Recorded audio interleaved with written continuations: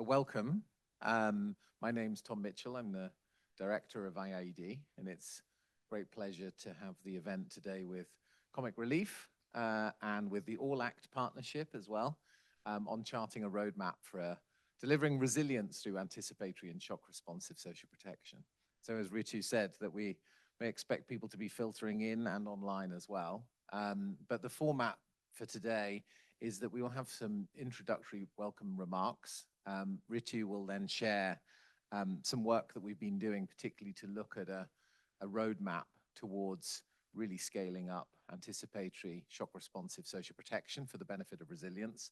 And then we'd love to go around the table. I know people have been invited to give comments as well, but that'll also be a way for you to introduce yourself to the room and share a little bit about what you're doing. And ultimately, what we're really looking to do from this event is to chart a path forward, because certainly we believe that anticipatory social protection is a really key part of a global response to the impacts of climate change in such a way where we can reduce the overall humanitarian burden and fundamentally reduce the development deficit that there is through the impacts of climate change. So without further ado, I'm going to pass on to Alison from Comic Relief to also just give a couple of words of introduction, then we'll pass to Ritu. Hi, I'm Alison Robertshaw. I'm probably the least important person in this room. Comic Relief is a new funder in the climate change space, and we're very interested in the anticipatory social protection space. We've just had our strategy approved, and we'll have about $1 million this year to put into this space. So we're trying to understand where a bit of that capital can go and who we can partner with, and where that small little amount might be catalytic somewhere. So for me, it's really great to learn about what everybody's doing, and I'm hoping that everybody can tell me what to do, because I'm very good at taking directions. Thank you, Alison. Ritu, how about we pass over to you? You're really the person who's been the architect of both this session, but also of the wider social protection work that IIED has been doing, and also not just on the research side, but also into delivery as well. So we'd love to get your reflections on views from the front line of delivery of anticipatory social protection as well. Over to you. Thank you so much, Tom. And also welcome everyone, those who are trickling in and those who are in the room. I'm Ritu Bharadwaj. I'm the Director, Climate Resilience, Finance and Loss and Damage at IIED.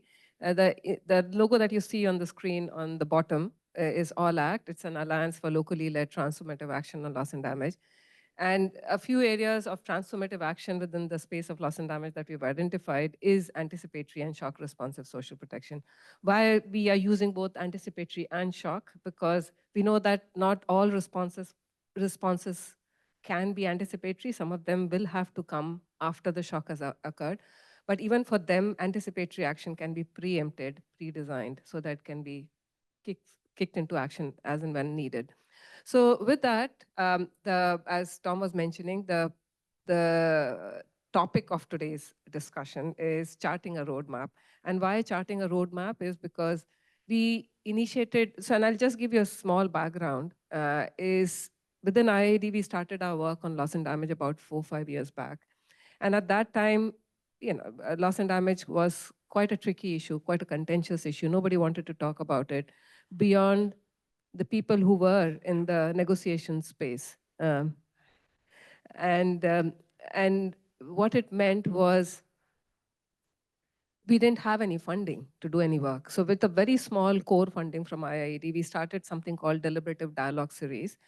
And deliberative dialogue, not with the climate experts, but with the people who were in the development space, people who were in the health, in education, managing social protection program, agriculture program, and all of those, to understand that, because what we realized that when a climate impact happens, who are the first responders? And they were the first responders. So we wanted to understand from them, one, what are the realities of loss and damage or climatic impact?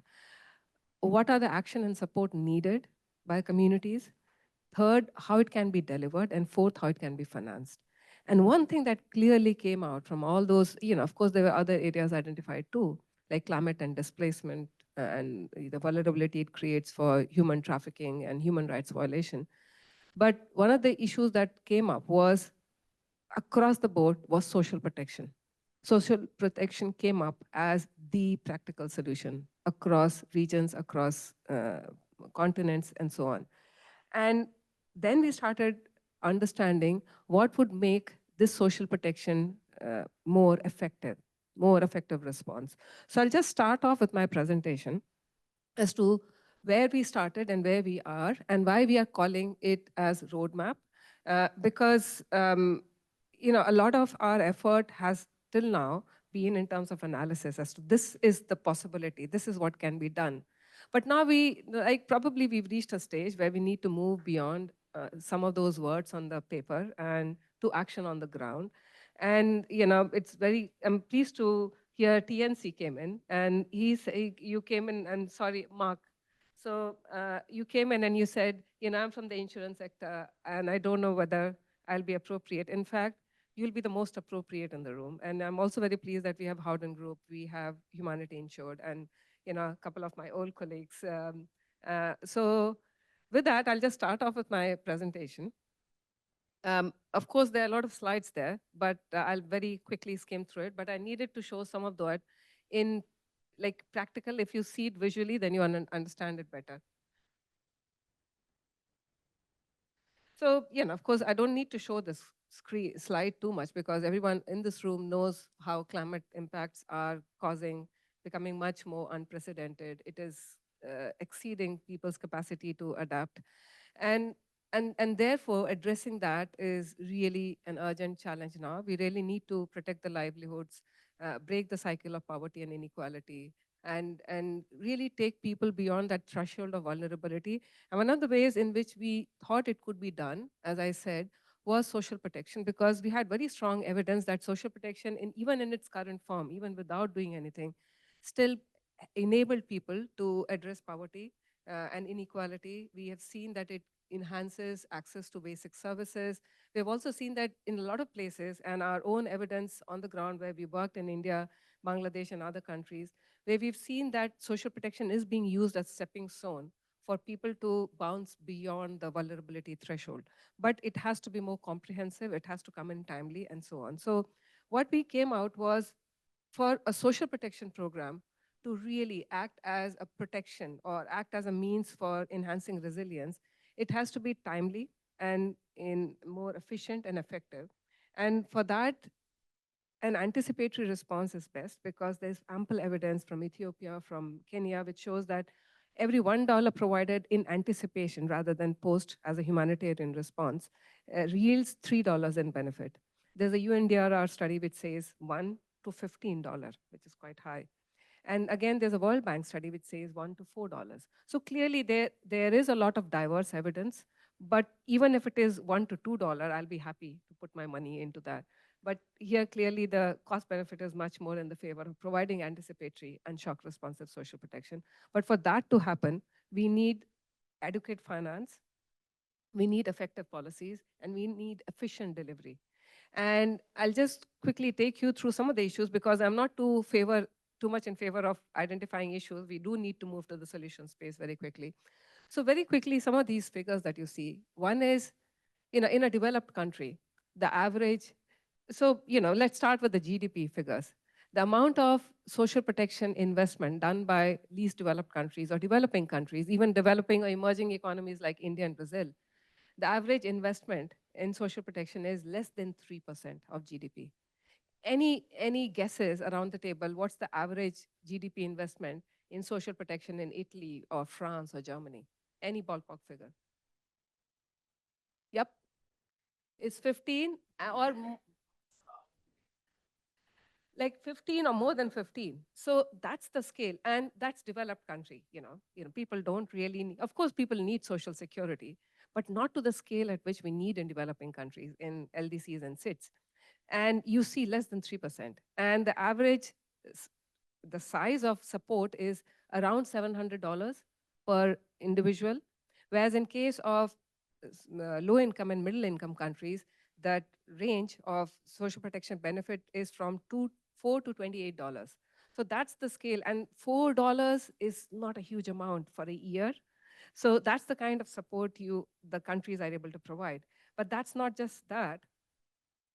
every time, like, and I'm not going to show you all the figures, but the intensity and the frequency of disasters have increased in LDCs and SIDS by more than 200, 300%. And every time they're hit by disasters, their debt level goes up, as you can see in that figure. I don't know if it makes sense for you. But what's troubling is every time their debt level goes up because of climatic disasters, the first investment to take a hit is social protection investment. So during COVID times, we saw that developed countries increased their spending on social protection because they wanted to provide support to their communities, whereas developing countries and LDCs, where it should have been increased, that's where it went down at a time when it was most needed. And the same happens during climate crisis as well. Every time the countries are hit by disasters, the first thing to take a hit is the social protection spending. And, and, and then, so which means that even though the benefit of social protection is well known, the financing is a big challenge. So, of course, domestic resource mobilization would always be there, but there are ways in which we can try to create that financial safety net at the country level itself. So it is not that the countries don't want to invest in social protection, their budgets are constrained. So how do we deal with that issue? Now, some of the things on the table is a paper that Tom and I wrote.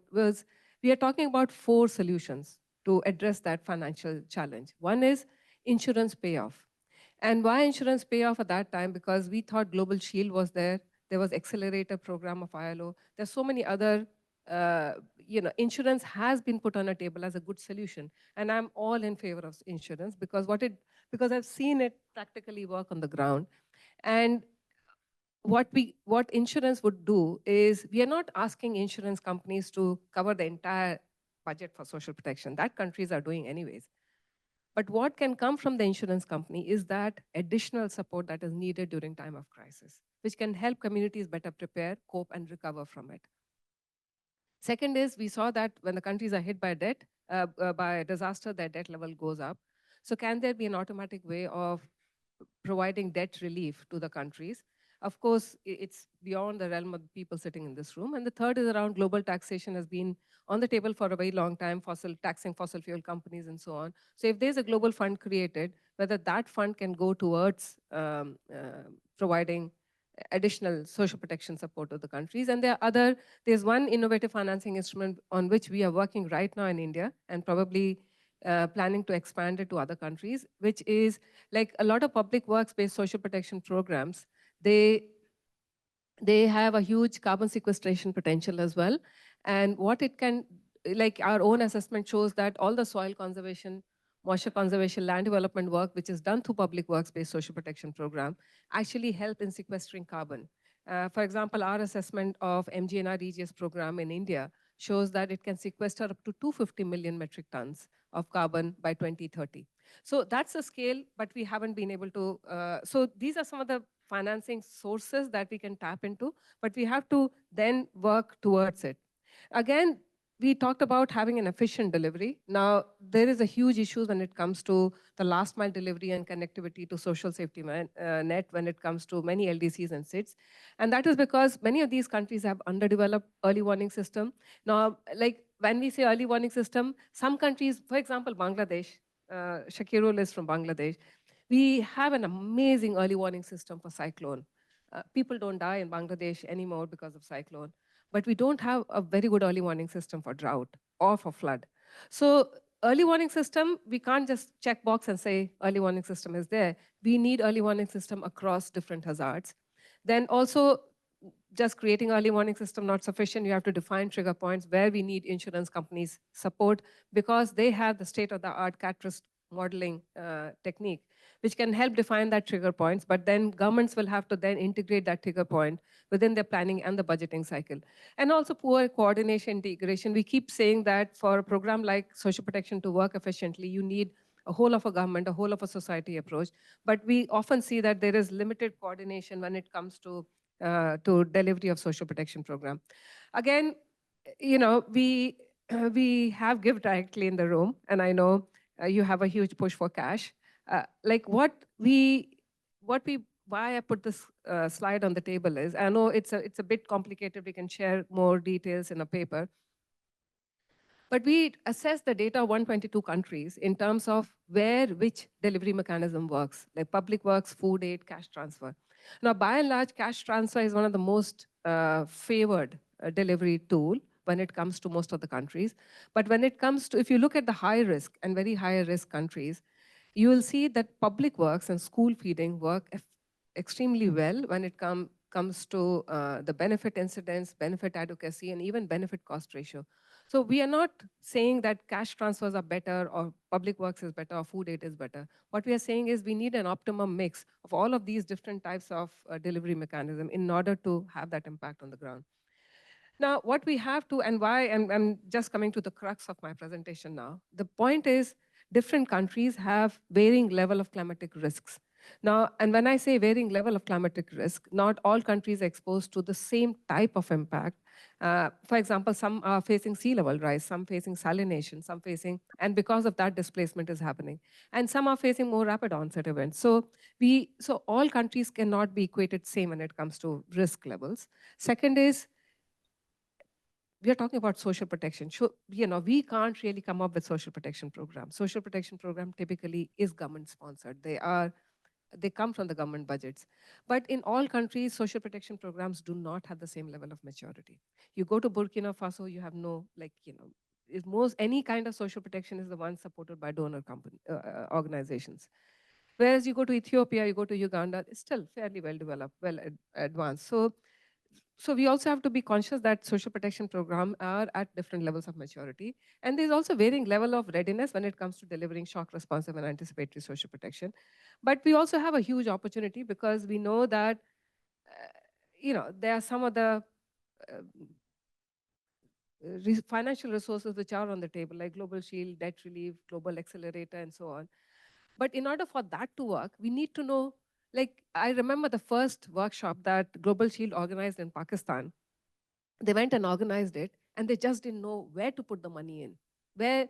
Okay, it's fine, they have some resources, but where will they go and start? What would be the starting point? And that is why we came up with this tool called Aspire. And of course, people get confused with the World Bank Aspire Atlas. But this is Anticipatory Social Protection Index for Resilience. It's a self-diagnostic toolkit. What it does is it allows the assessment of country, and anyone can use it. We have ourselves tested this thoroughly in context of 8 countries, and within 8 countries, we picked up 3 social protection programs. Why 3? Because we wanted to test it on a public works-based, a food aid, and a cash transfer. We wanted to understand how these 3 different delivery mechanisms work. And what it does is it assesses countries' policies and systems on 37 indicators. It's a very objective assessment. And then it uses 33 indicators to assess the delivery of social protection programs, like how efficient it is, how good is the coverage, how good is the targeting, and so on. And again, very quickly, this is these are some of the indicators which I have, broad indicators that I've shown on the slide there, policy systems, and then the program domain. All of them are quite interlinked with each other. And based on that, as I said, we use this toolkit to analyze 8 countries, which included Malawi, Senegal, Uganda, Ethiopia, Ghana, Bangladesh, Pakistan, and India. And within each of them, 3 programs, which makes it 24 social protection program. Now, very quickly, I'm just running through. So this is the kind of assessment. This is the dashboard that it throws up. And then you can individually go into each of these indicators to understand where the country stands in terms of its policy objectives, innovation, then also target specification, risk definition, assistance type. Then again, financial, because systems is important when it comes to whether how effective and efficient government's existing planning and budgeting cycle is, and so on. And then we also picked up 3 social protection programs, as I said, and then again, looking at the design and delivery, and then the functions. I know, I'm sure you'll not be able to see this, but basically I wanted to show what the analysis looks like. And this has been done for 8 countries and 24 social protection programs. Now, this analysis was done. We published this last year. And then we realized that we can't just leave it there. We have to chart a roadmap. We have to work out who's going to fill those gaps and opportunities that we have identified in those papers. Of course, IIED, we can bring everyone together on a table, but of course, we have the expertise in evidence generation research, but we are not experts in insurance. We are not experts in cat risk modeling. We are not experts in so many other things. We need, and I'm happy Mr. Anand is here as well. He's from Government of India, and we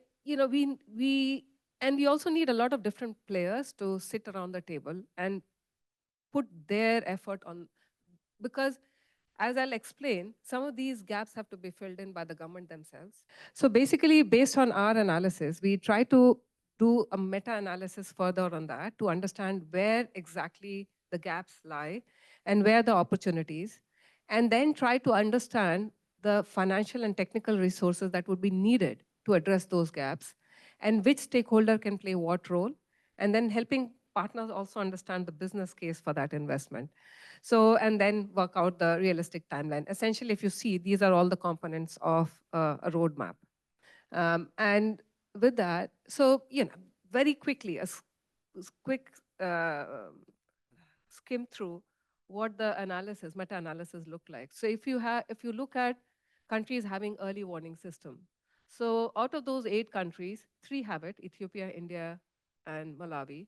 But the rest of the countries do not have an early warning system. And when I say early warning system, it means early warning system linked to social protection program. So even in the case of these 3 countries, Ethiopia, India, and Malawi, only one social protection program is linked to early warning system, not the rest. Then again, if you look at the countries which have digitized national database or social registry of vulnerable population, so except Bangladesh, all the other countries have it digitized. But the problem here is none of these countries have integrated climate risk on top of these social registry. So we know who the vulnerable populations are in terms of their poverty and other indicators. But what we would really want is to overlay the climate risk on top of it. So we know that where vulnerable population, in which geographies they are staying, and who within those geographies are most vulnerable. So that is something which hasn't been done. Doesn't require a huge investment. And then countries which offer portable social protection benefit, why this becomes important is because one of the biggest impact of social protection is displacement and distress migration. And most of the social protection benefits right now is only provided as long as they are in their home base. So the moment they move, they are not covered by social protection. But countries like India, which has like one of the biggest food security program, One Nation, One Ration Card, that has been done in India. In Pakistan also, for one program it has been done, but none of the other programs that you see have integrated a portability within the social protection program. Again, our country is using innovative financing mechanism to raise resources, for example, resilience bond or green bond or something. No, none of them are. And clearly that was one of the ways in which we identified they could have raised additional funding for social protection program. Again, countries using disaster risk financing instrument. Again, when I say DRF, we meant insurance support. Bangladesh, Ethiopia, Senegal, these are the 3 countries where we found that being done, none of the other countries. Even if it is being done, it is done on a very small scale, at a pilot scale by one of the entities. Then, in terms of use of climate information system, we saw 4 countries are using it, 4 countries are not using it. And then again, use of artificial intelligence, risk modeling, is it being done in none of the countries? Use of efficiency and effectiveness enhancing platform. Why I'm saying this is because by our countries using, for example, biometric or mobile-based delivery. And why I wanted to highlight, so like these are, except 2 countries, we saw it being used in other countries to some extent, but this has a huge value because, when COVID struck Cambodia, even though in Cambodia the maturity of social protection program was not good, but because they were using mobile-based delivery of social protection, they could reach out those who were in need very quickly. And again, we'll be hearing from Gabe directly as well as to how they use these technologies. Then have countries defined trigger points to activate anticipatory and shock responsive? Only 4 countries, not in the rest of the 4. Then, so those were the intervention that from our context, we thought would require either financial or technological support to address those gaps. But these are some of the interventions that require regulatory changes. So government intervention, no money needed. For example, national policies prioritizing shock, sorry for the spelling, shock responsive or anticipatory social protection. So 3 have done, rest of them don't have it. Again, countries with national plans that sets out contingency plans and budgets, because unless they have that contingency budget, how will they deliver anticipatory and shock responses? We found that being done in 4 countries, not in the rest of the 4 countries. Bangladesh was probably the first country to come up with a contingency budget. Then spending like less than 3%, most of the countries have social spending less than the 3%. And of course, as I say, social protection is something which takes the least priority in government's budget. And that's the first thing to be cut. So this is an effort that needs to be done by the governments as well when it comes to spending the percentage of social protection. Then special allocation of contingency contingency funds for anticipatory risk financing. Again, none of the countries. They have a contingency budget, but is it allocated? No. Then coordination bodies, this again becomes extremely important because, unless you have the cross-ministerial coordination, that whole of a government approach, and especially because you will see these countries have so little budget, still there's so much of duplication of effort. The same type of program is being run by 2 ministries. So that cross-ministerial coordination we saw was there in 7 countries, not in 1 country, but still it has to be more effective. And we have given a list of recommendations that needs to be done. And then coordination bodies at the grassroots level or the local level, again, except Bangladesh, we saw that in most of the other countries. And these are as per the government regulations. What did the policy and regulations say? Now, what would some of the solutions look like, especially when you're talking about scaling up anticipatory or shock responsiveness through social protection program? Some of them that we identified was establishing early warning system, integrating climate vulnerabilities in the existing social registries, disaster risk finance instrument like insurance-linked anticipatory response, or creating a collaborative and agile delivery network. Now, what you see here is from our side, what was the kind of financial resources we thought might be needed. And again, you will see that these are based on, we could not find too many benchmarks or too much data or evidence to work this out. But I've hats off to my team, Swati and Karthi, for doing a lot of research to even come to these numbers. You will see that different countries at different levels because of the geographic size, the population size, and that has had um, uh, an impact on the resources that you see. For example, integration of climate risks into social registry. These are figures in US dollars million.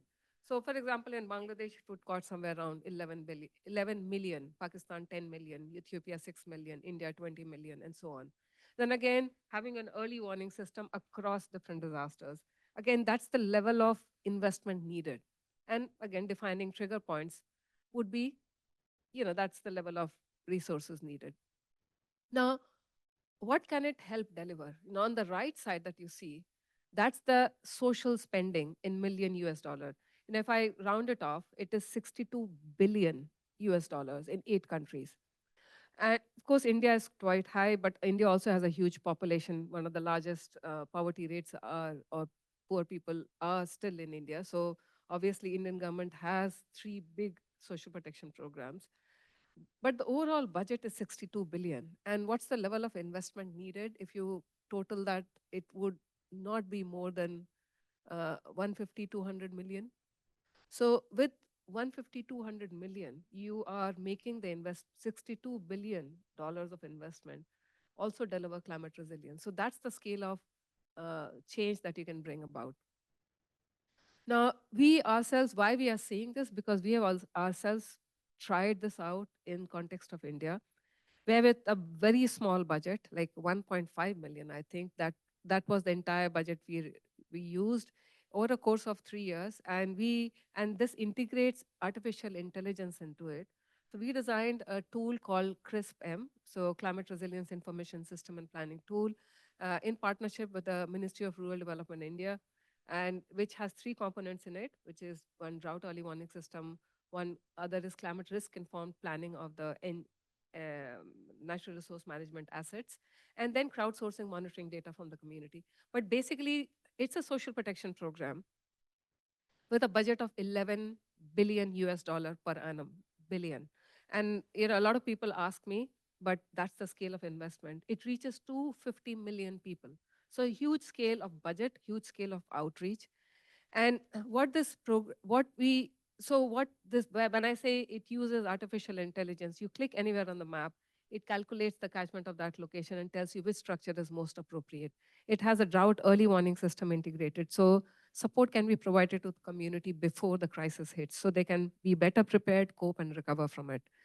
And we also used community-based climate sathis or climate friends to actually, and we call it People's Plus Tech approach, where these women have been trained to use the app in a way so that it helps them do a better and more efficient planning.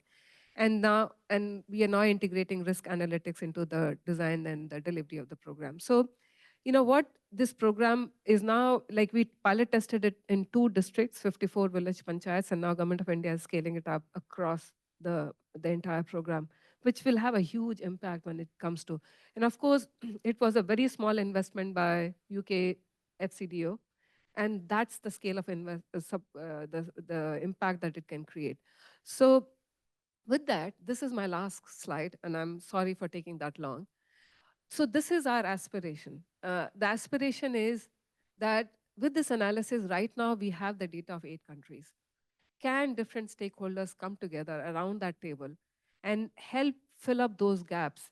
We are willing to bring the government stakeholders on board. We've been working with them. We can ensure that some of those policy and regulatory gaps that you saw, we will work with them to help address some of them. But what we really need is support for the early warning system, support for integrating climate risks into the social registries, defining trigger points, helping pilot test some of the insurance prepayout mechanism and so on. And this, again, as I say, it's our aspiration. So the idea is by 2025, we operationalize anticipatory and shock responsive social protection, at least in these 8 countries and 24 social protection programs. Next year, because we have that Aspire diagnostic tool, we then scale it up to 32 least developed countries and small island states.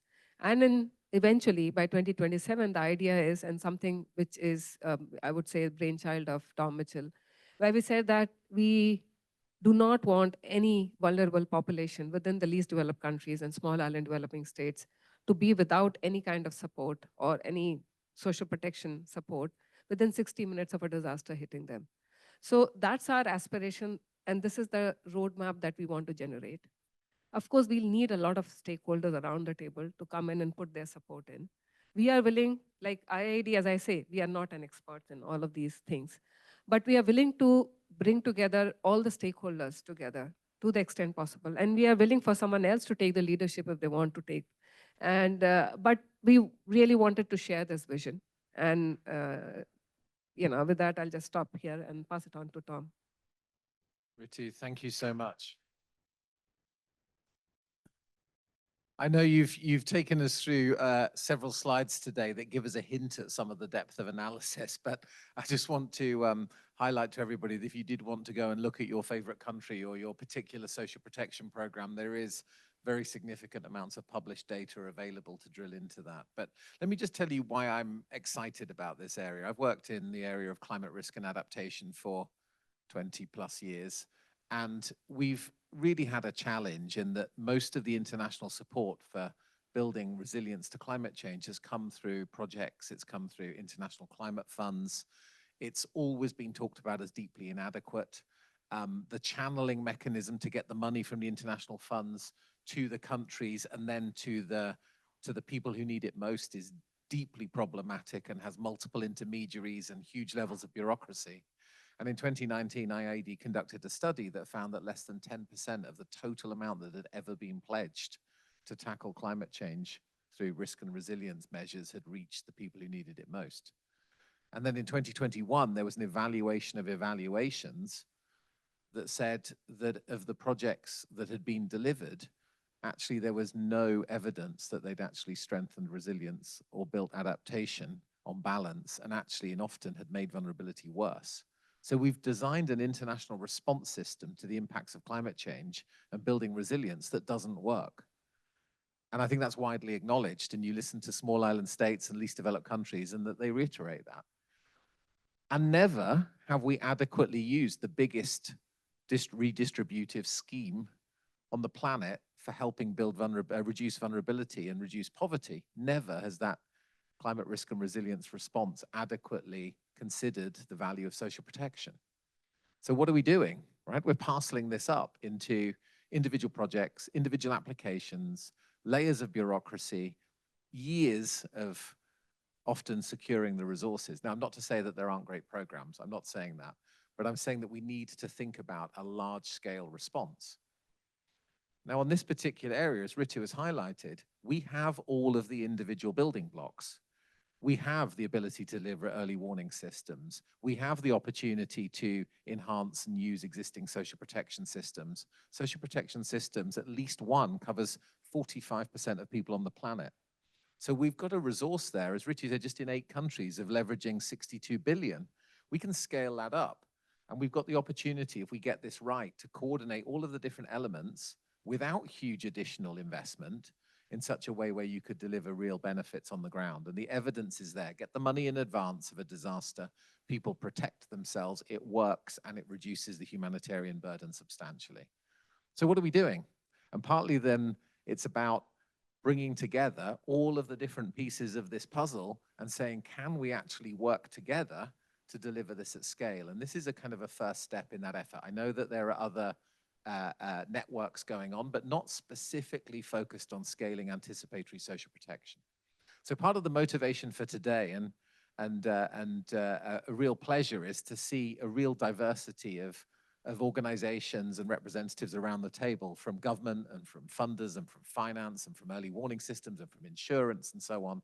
There is a way of designing this at scale over the next 5 years that really delivers a transformative outcome. We genuinely believe that.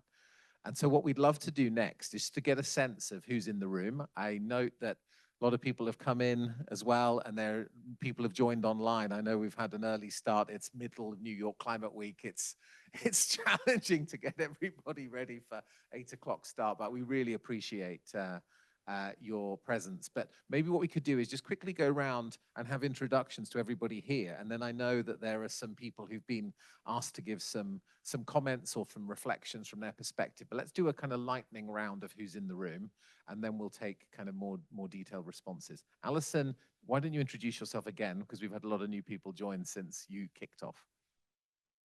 I'm Alison Robertshaw with Comic Relief. We are a funder who's interested in this space, and as we're trying to figure out where everybody sits, we're likely to fund the NGOs and the grassroots that need to participate in designing and getting these systems up and running. Hi, good morning, everyone. I'm Eric Roberts with the Nature Conservancy. I'm our Climate Risk and Resilience Senior Manager. So in that role, what I do is I lead our insurance for nature work. And right now we have insurance, for example, reef insurance or mangrove insurance, but we're trying to figure out how do we integrate those with social protection programs. So I'm really here to learn and glad to see the work that you all are doing. Hi, everyone. I am Claire Ballantyne, and I work for the Howden Foundation, which is the corporate foundation of Howden, the global insurance group. Our goal is to support communities in the global south to prepare, adapt, and recover from the impacts of climate change. And we have a particular interest in extreme heat and drought. Hello, good morning. My name is Shakirul Islam, and I'm from Bangladesh. I'm representing a grassroots migrant organization. So we are working particularly to bring the interconnections between climate change, migration, loss, and damage. So I'm one of the luckiest of being awarded of the Hawk Scholarship from IIED. I thank you for this presentation, but I have one point in my mind that yes, when you are talking about aftershock or anticipatory shock responsive social protection. But I think it's also important to have a longer term social protection so that the people can build their own life and own livelihood. That should be considered. Otherwise, people are forced to leave the places and, fall into the trap. Very recently, we have been implementing a social protection coverage program with People's Courage International. So it's very initial stage, but we are trying how actually we include the people in the government list so that they can access to the social protection. Thank you very much. Thank you, very exciting. My name is Veronica Bertram. I work with the Center for Disaster Protection. We are 25 people who look at prearranged finance to increase resilience, and yeah, very curious to hear more voices from the countries. Thank you. Good morning. My name is Isabel Pelly. I'm with Give Directly.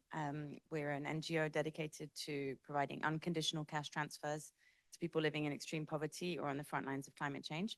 I'll touch in a bit on our work in anticipatory action, anticipatory cash, but also we are increasingly seeing the impacts of cash on other climate-related outcomes, resilience, adaptation, and also the case for using it as part of loss and damage. So looking forward to discussing with you all.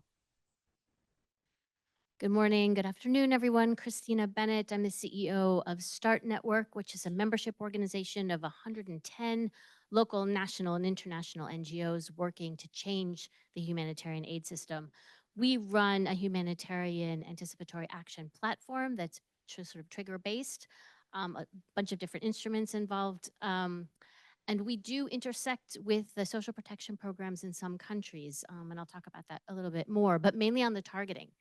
But what we're finding is in working and operating this financial services platform for 3 years now, we're finding, we're coming up against the limitations of a humanitarian approach to anticipatory action in shoring up people's coping mechanisms in the face of climate-related hazards. And so I want to learn more about how we can kind of link up with social protection programs in order to build in that sustainability and reduce the vulnerability and the risk to communities affected by climate hazards.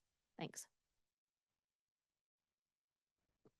Good morning. My name is Nitish Narayan, and I'm the Managing Director for Migrants Resilience Collaborative. MRC we started in October 2020. The primary focus of MRC is social protection for internal migrants and informal workers. We do 3 things. One is last mile facilitation of government social security schemes. Since we started, we reached a scale of around 6.4 million households and have facilitated roughly 6 million benefits, which are largely government benefits, right? Starting from like flagship schemes with the government, including One Nation, One Ration card, the health insurance schemes, schemes from the Ministry of Rural Development, etc. So that's one part of the work.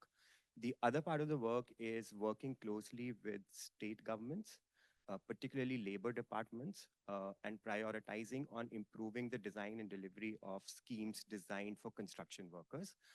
Construction sector is the second largest employer of internal migrants in India, and we have a legal framework in place to offer social protection to this group. So that's the second thing that we work on.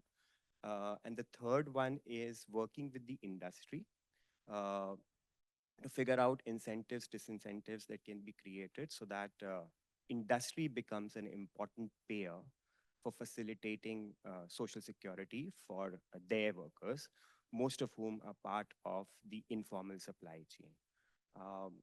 I think the India work has started in 2020. It's been 3.5 years. We've also kind of expanded to Nepal, Bangladesh, Indonesia, and the Philippines.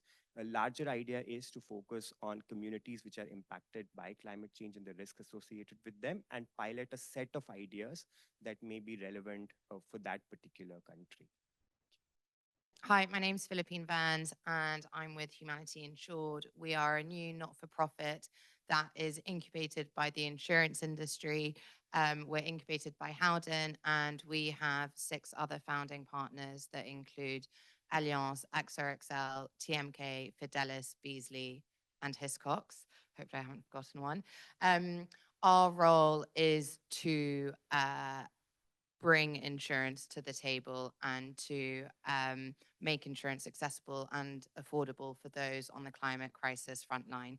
So I'll speak in a bit around how insurance can be used as a solution to support anticipatory action work that is happening. But our ambition is to mobilize £20 million of philanthropic and private capital per annum to really scale this work and leverage £2 billion of insurance protection per year, protecting 10 million people per year. So yeah, delighted to be here and really looking forward to being part of this conversation.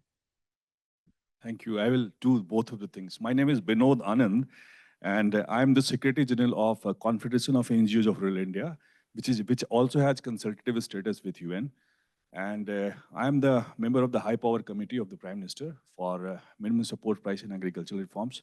Incidentally, I was also in the drafting committee of Manrega. Hi, my name's Karina Worley. I'm working at AXA Climate. So we're part of AXA. We're doing a lot of work on the kind of technical side. So we're parametric insurance, structuring, analyzing different indicators, what works best for insurance, but also for early warning triggers. And we're working a lot with the Center for Disaster Protection on analyzing which triggers work best in Chad and I can't remember the other country, Burkina Faso. We've also started doing a lot of analysis for the World Bank. Currently, we're doing a feasibility study on Ethiopia on their forecast-based financing, the things that Red Cross has already done and trying to see if that could be spread nationwide. And so there's a lot of kind of links, and we're also creating open source risk models for governments through the Global Risk Modeling Alliance, and we're doing that in Madagascar as well. So I think there's a lot of linkages because a lot of the applications would be early warning and trying to link into whatever social security systems work. Good morning. I'm Nicholas Reeder. I'm the head of secretariat for the high-level panel on closing the crisis protection gap, which is a project hosted by the Center for Disaster Protection in London. It's a group of 19 multi-stakeholder participants. We'll be launching a series of interlinked recommendations in January looking at how to close the protection gap through pre-arranged finance with a very strong endorsement on social protection. I think we've already had some explorations of working together on some of this and very keen to see where we can go. Thanks. I'm Lindlin Moma, and I'm the Director of Strategic Impact with IIED. And Ritu has been so modest in her work. I just wanted to highlight that coming from a country affected by conflict, she's also done some really good research work on shock responsiveness for fragile and conflict countries that she has not highlighted here, but it's on the website. Please do check it. And if you think that social protection in normal countries like Ghana and Malawi, it's even less in fragile countries. So thank you, Rita. Thank you, Lin. I think we have two more. Yeah. Want to just introduce yourself? Yeah. Hi, everyone. I'm Dada Sahib. I'm a PhD candidate at UMass Boston, and I work on maternal health rights. Oh, sorry. I work on maternal health rights in India and from Right to Health framework. Thank you. First of all, sorry, I'm Samir. I'm late. I'm from Loudest Foundation, program manager at Loudest Foundation, working on social protection issues as well. I'm here to learn and understand social protection approaches. Thank you. Already great to hear such a range of different stakeholders and kind of connected parts of this jigsaw puzzle. Right, we're just going to go online now, and maybe we can go round. Paula, how about you introduce yourself first, if you can hear us okay? Good morning, everyone. I think it's morning there still. My name is Paula Nolan, and I work in the policy unit of the Development Cooperation Division of the Department of Foreign Affairs. And I'm the social protection policy lead. I actually have to leave, unfortunately, in 5 minutes. So I was wondering if that would be a good enough excuse to give my observations first as soon as the introductions are done. I work closely with Orla Cullen from our climate unit, and I think Orla was hoping to attend today, but she was unable to. Paula, okay, we will come back to you with that in mind. Yes, let's just complete the round of introductions. Let's go to Lily. Hi, Everyone, Lily Root. I am with Tetra Tech, a science-focused consultancy. I support USAID under their climate adaptation support activity mechanism as an adaptation specialist, so working across climate risk and also supporting some of their multilateral initiatives as well. Thank you so much. Thank you, Lily. Catherine. Sorry about that. Catherine Stahlberg, Senior Risk Advisor in the Center for Resilience at USAID Washington and the Bureau for Resilience, Environment, and Food Security. And unfortunately, our Social Protection Advisor, Laura Evans, is on vacation this week, but I'm here trying to represent our disaster risk management portfolio. I primarily work on disaster risk financing, but whenever possible, we're trying to connect to national social protection systems with our disaster risk financing mechanisms that we invest in. Thank you. Catherine, thank you. Hannah, I see you next. Hi, I'm Hannah. I'm with Claire, who's in the room at the Howden Foundation, and I work on our climate partnerships. Lovely to be joining you. Just to recognize, though, that there are other members of the IIED research team online as well who've been behind this. So if you had kind of technical questions, then they're certainly there, and welcome all of the members of the team. Inga, can you hear us now? Inga, we'll come back to you. Let me pass to Paula. Paula, how about we just ask you then, I know you have to leave in a moment, but if you wanted to give some observations now before you have to leave, that would be great. Hi again. So thank you very much. I have not been engaged directly in our partnership with IIED. So my first thought and request is that maybe we would have an opportunity to have a virtual meeting at a later stage. Thank you so much for the presentation. I found it absolutely fascinating, and a lot of the information, sadly, I was already aware of in terms of the very low coverage of social protection globally, despite the abundant evidence of its effectiveness. And in our own policy, Ireland's policy on international development, we specifically recognise the role that social protection can play in climate action, and how it is the people-centred response to climate change. So I think I work closely with Orla and my colleagues in the climate unit, and we work closely with other national donors in looking at ways to unlock climate finance for social protection, which is not a straightforward process. We all have, as donors, we all have commitments that we're held to account on in terms of our contribution to climate finance. But I think we also all recognise that we need to improve access to climate finance, and we need to find ways in which we can use effective policy instruments like social protection, while at the same time keeping our commitments on climate finance. So I really welcome this work that you're doing. I thought the presentation was fantastic. I think, there is sufficient evidence there to show us how effective social protection can be. And there's lots of evidence. I know Give Directly are in the room, and then they're a big proponent of this. There was lots of evidence to show that the least conditionality is applied to social protection, the more effective it can be. And we're also aware in the global arena that fragmentation is the biggest enemy we face in expanding social protection services. So the more we conditionalize and kind of separate out social protection programs for specific areas, the greater the risk we face in actually making real progress in expanding comprehensive social protection systems globally. Having said that, we still are part of a global process, and we honour all the commitments that we have made in relation to climate finance and other commitments. So I think there's a lot of interesting discourse going on in this space at the moment. There's a task force that has been launched by Germany in relation to linking social protection counterparts and climate unit counterparts or climate counterparts from different multilateral organizations and donor countries. And I'm sure some around the table there will be part of that initiative. So I think there is lots of interesting commitment and discourse currently ongoing to try and accelerate the expansion of social protection services for anticipatory action, for loss and damage, for for resilience building for adaptation. But yeah, I started off by saying that I would appreciate a follow-up meeting with IIED, just to maybe with Ritu or others, just to get more information and just to discuss that presentation further. And I hope that you will be able to circulate the presentation after the event. But I am sorry that I have to leave, and I hope the discussions go well, and I'd be grateful if there is a readout, if you were able to share it with us. Paula, thank you so much, and really delighted you could join us. I think just one of the comments that I'd received on several occasions from different governments was that governments have to segment the way they report their money, whether it's development finance or climate finance, and they have to tag it and so on.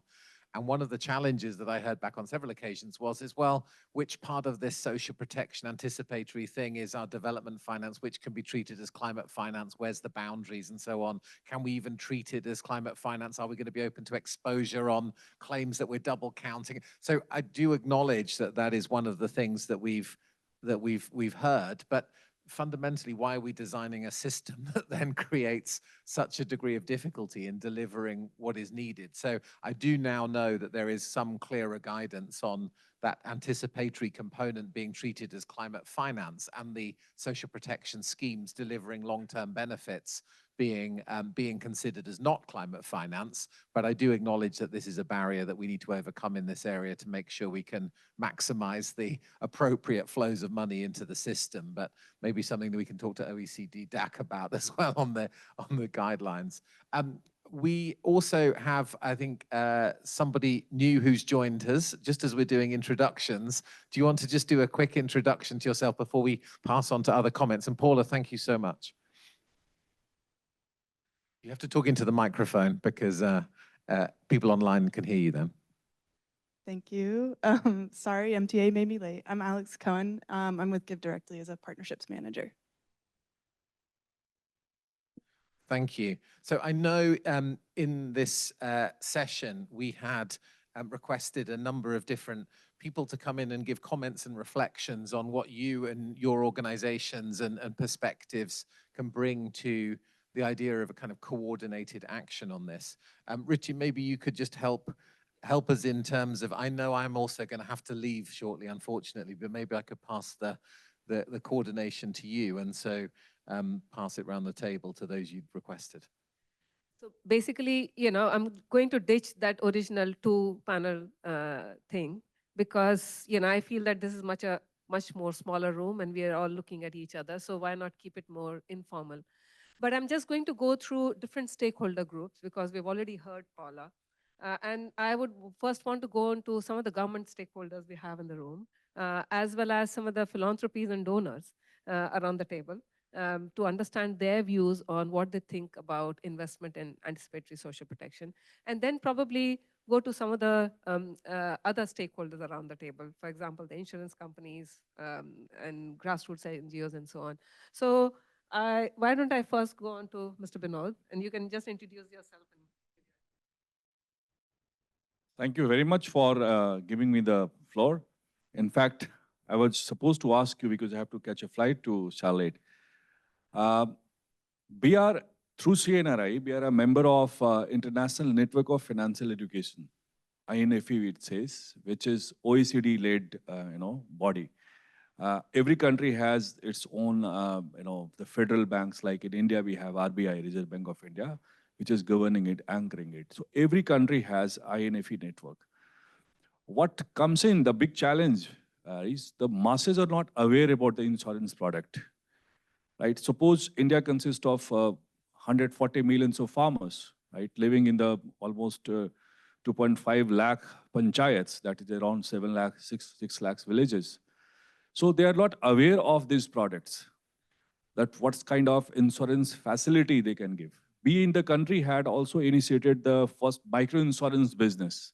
So Jeevan Madhur was the name of that scheme, which was initiated by one of the PSCs long back in 2005. If the government was not ready to accept that there can be a micro-insurance product can be implemented in with the masses. And this is, today you see the kind of Jam Trinity, what India is talking about, one of the largest global in the world. Globally, the best financial inclusion, the largest financial inclusion schemes are running in the country. When it comes to the climate resilience, especially the kind of challenges the country is facing, and even the developing countries, just the way Ritu has enunciated, India is a very diverse nation. I will talk in that perspective as in part member of the committee and also a representative of the civil society. It's a very diverse country. Say you go to the eastern part, so there is a different rivers. They have to, flood is an annual process, right? So flood has to come. People have to drown. They have to migrate. And there is a state from, I also come and Ritu also comes in, like Bihar, right? Very well-known state. So millions of farmers, they migrate every year. Flood is an annual recurrence thing. So if somehow with this help of this climate finance and sustainable debt financing and the kind of, the SDG to ESG norms which the globe is talking about, if insurance companies as they can do something in a bigger way that at policy level, ABC can be done, the kind of Aspire, she has explained. There are other opportunities also for the insurance firms. In fact, the kind of insurance services, especially when it comes to the financial inclusion, right? The way other part of the globe, the developing countries developed countries had, we never had in the developing countries. So this is an opportune time when the Bretton Woods Institution is going to celebrate its 80th foundation year next year. Let us have some good product, insurance product, where the government can, take good lieu of that. In India, we have one of very important and very famous insurance product. That's in PM Kisan Bima Yojana. You all know that, farmers insurance product. But again, the participation of those farmers, the kind of insurance firms, there is no cafeteria approach. There is only one approach. So there's globally, if the financial network, the financial architecture can think it about that, what kind of cafeteria approach is available for the climate resilient these challenges, it will be a great thing. So this is what initially I will say, and all the very best for the kind of work you have done. And we are ready to welcome you in our country, right? You all of a stakeholder analysis or a big meeting if you want to do with the important government departments. The important social protection measurements, what you have cited is a farmer in India has to, they are connected with 22 different departments. So the convergence is lost. So be through the committee when we were devising the things, and still the committee is on, so I should not go in detail about revealing the secret of that committee, but I must say one thing. There is an pilot schemes which we have executed. So 6 ministries of the government of India, big ministries, which is concerning the farmers and the rural area. So all the schemes have been converged in one piloting scheme and one scheme, and that has already been piloted. And very, Home Minister of the country is chairing that one. So these things perhaps is not very much, the globe knows, or else even the mass level people are not aware about this kind of initiatives. And there are other measurements also, like the kind of digital network which we have created, right? The DigiSac, what the government of India is having for the agricultural aspects. So we have created a dashboard where you can have every inch of the land, you will able to understand that what is getting produced where. So that kind of, suppose you are raising tomato and then flood comes in and the field gaze, you would not have a lot of inflation challenges you would have. So it's all intertwined, it's all interconnected, the livelihood schemes like my Bangladesh friend has said. So sky is the limit, and all the best for this kind of initiative what we have taken. Let us take it further and make it more granular and impactful to especially to the developing countries. We are actually going to take you on for that, and probably when we try something in India, we'll come to you for all the support. And we highlighted all the things that the government needs to do. So we're going to come to you for that. Okay, so with that, I think I'll move to somebody in the room here. And Samir, if you're okay, I'll probably go on to you. I don't know whether you got a chance to look at some of the last couple of slides that I presented, but over to you. Thank you, Ritu, and apologies, actually, almost we came almost an hour late. But Loudest Foundation, we're a mid-sized philanthropy, providing philanthropic capital to organizations working on just transition, advancing, accelerating just transition agenda. And we realized that the key important role of just social protection in just transition processes. And therefore, our intention is actually how to bring different stakeholders together to promote, to design what could be that new social protection models will look like. But importantly, what sir was saying, actually, there are very impressive schemes that have been designed by governments, but how to ensure that actually the last mile people are able to access that. So what should be that coverage will look like? So what are the issues in the coverage? So that is one example, actually. Say, second, policy level alignment is required where multiple stakeholders needs to be consulted in design, delivery, and taking it at that next level. So that's a bit of high level actually what we do. One example is like in Bangladesh, we have been supporting organization GIZ. So they have worked with ILO and other constituents to design social insurance model where after Rana Plaza, what had happened there. So that is one example where if different stakeholders come together to design an inclusive social protection idea, that is one example that we have been actually doing that. But when it comes to social protection traditional programs and what we're seeing actually the climate impact. So there is a nexus that needs to be addressed. So one example is like extreme hit insurance product that has been that is one implemented by Seva in India. That is one new example that actually we are seeing actually how to scale that if it is like really if it is like really helping workers at those who are bearing the brunt of climate impacts. So that is one.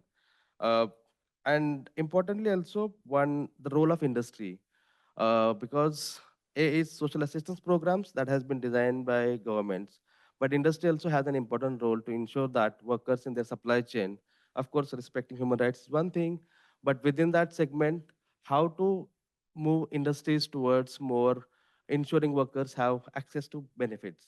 So in India, we have contributory schemes where around 2 million workers are registered with ASIC scheme, but that's again very small segment of that. So role of industry is very important. Again, I think we talked about briefly financing of social protection. So that's where we think actually role of industry can be very important.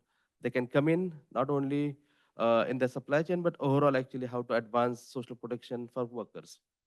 So those are a couple of actually I just wanted to share my thoughts, but happy to actually share more. Right. Maybe I'll take one step back and we work in 3 industries. Fashion is one industry, built environment, and food sector. And we have realized that the impact of climate across all these industries is definitely the workers at bottom line, they're facing it. And we have been pushing actually, how to ensure that workers who are facing this burn, there needs to be how that safety net. So that is definitely one of the priority area. But we're taking approach how to strengthen the agency of workers so that they are able to not only access the benefits, but able to participate actively in policy decisions and debates so that their demands are actually reported there. So definitely Loudest Foundation, along with other foundations working on climate adaptation and resilience, we are looking into like what are the new models of social protection can be supported and funded. So definitely we are there.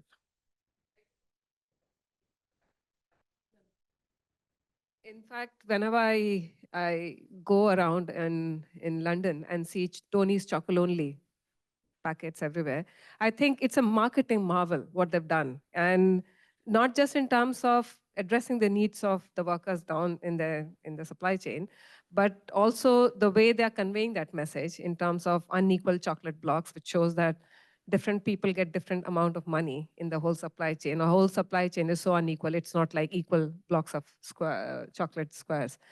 But I always had this issue, and probably I'll come back to you, Samir, again. I don't want to put you on the spot here. Tony Chocolonely says that they only source product from supply chains which are modern slavery free. But what about supply chains which still are practicing? So, Tony's chocolates are not cheap, they're expensive. So and they do not spend a lot of amount. So what I was told by somebody from the design sector and the insurance and the advertising sector was they don't spend a penny on advertising because the entire advertisement is through word of mouth.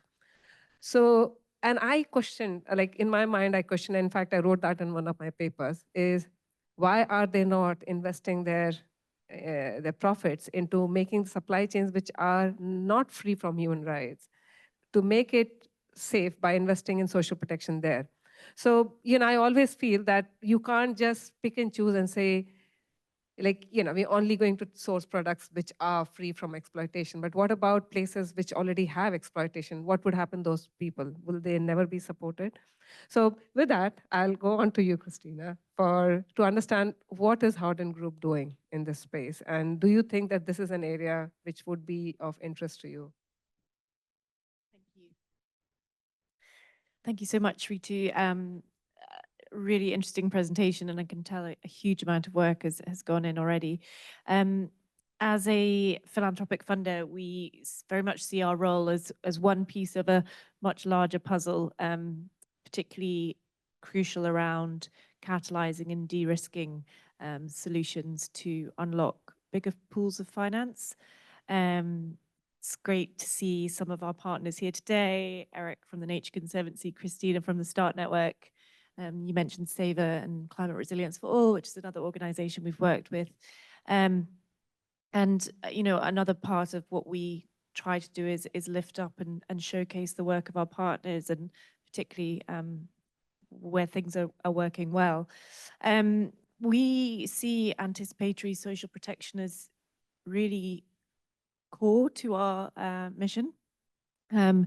And I just thought I would run through a couple of the reasons why, and a couple of things that we've learned along the way as well. So Ritu, you highlighted the cost effectiveness of anticipatory social protection. That's obviously one part of it. There's various statistics on how investing in preparedness yields much greater results in or much greater savings in post-disaster recovery. We also believe it's a much more dignified way of delivering support compared to post-disaster recovery. And we also think it's a fairer approach. So often funds will flow to places where there's been climate hazards, and it will be driven by media interest. But with anticipatory social protection, you eliminate a lot of that. And it's often based on, for example, if you have the cash transfers or the insurance, then based on pre-agreed triggers. And then just a couple of things in terms of what we've learned working with our partners along the way is that enhancing financial literacy alongside the anticipatory social protection is key. People need to know what they're signing up to. We need to invest in unlocking barriers that stop countries implementing anticipatory social protection, which is,